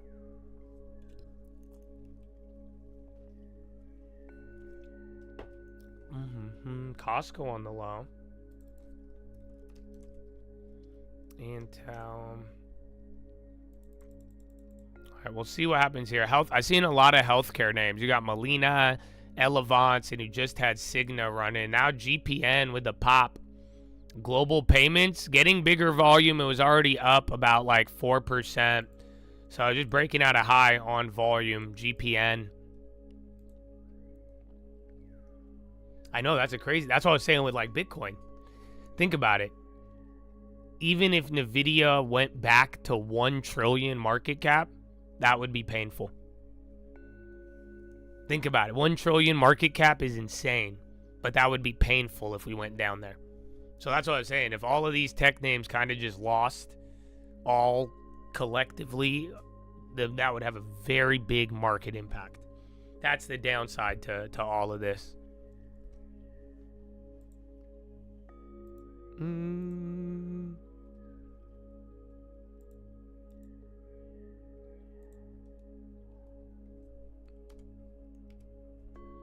I mean, Nvidia, $80. Yeah, but it was there earlier, right? Wasn't it like 80 something this year? So yeah, but like that would impact the market heavily. It's actually kind of crazy.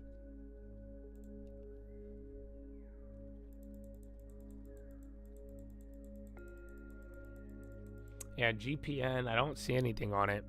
Canada, US to intensify discussions on trade and security.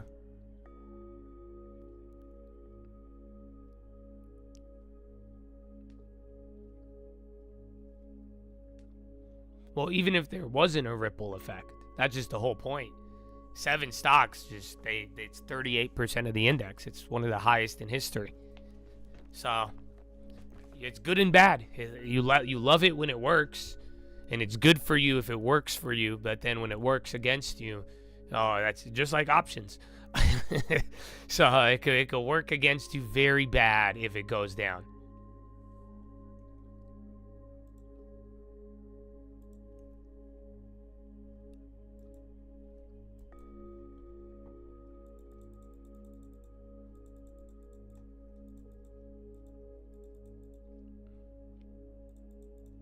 Well, there's Japan. Every like economy at one point kind of went through this. If they boomed, right? If they boomed, had a major industry, it made up a certain amount, then yeah. Your family. Oh yeah, you're on DVR. Refresh. I'm just gonna move to Philo. You guys want to philosophize? I want to philosophize.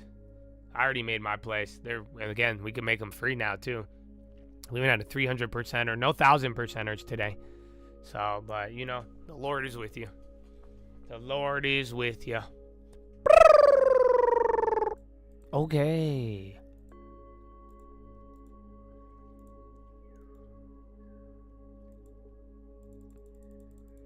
Yeah, Philo will fix. Yeah, right? I forgot. Let's fuck with them.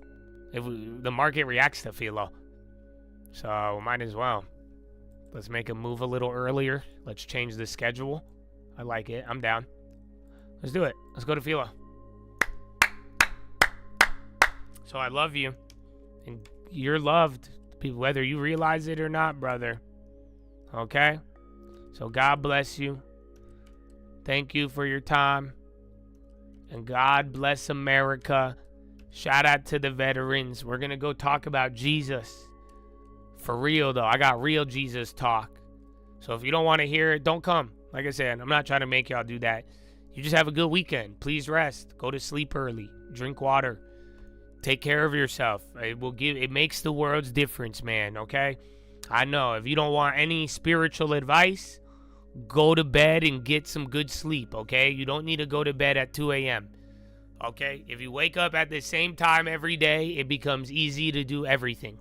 That's a simple reality, okay? So I love you, and have a good weekend.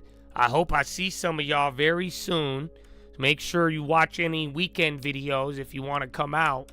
And yeah, I'll see you on the Philo vid, baby. Peace.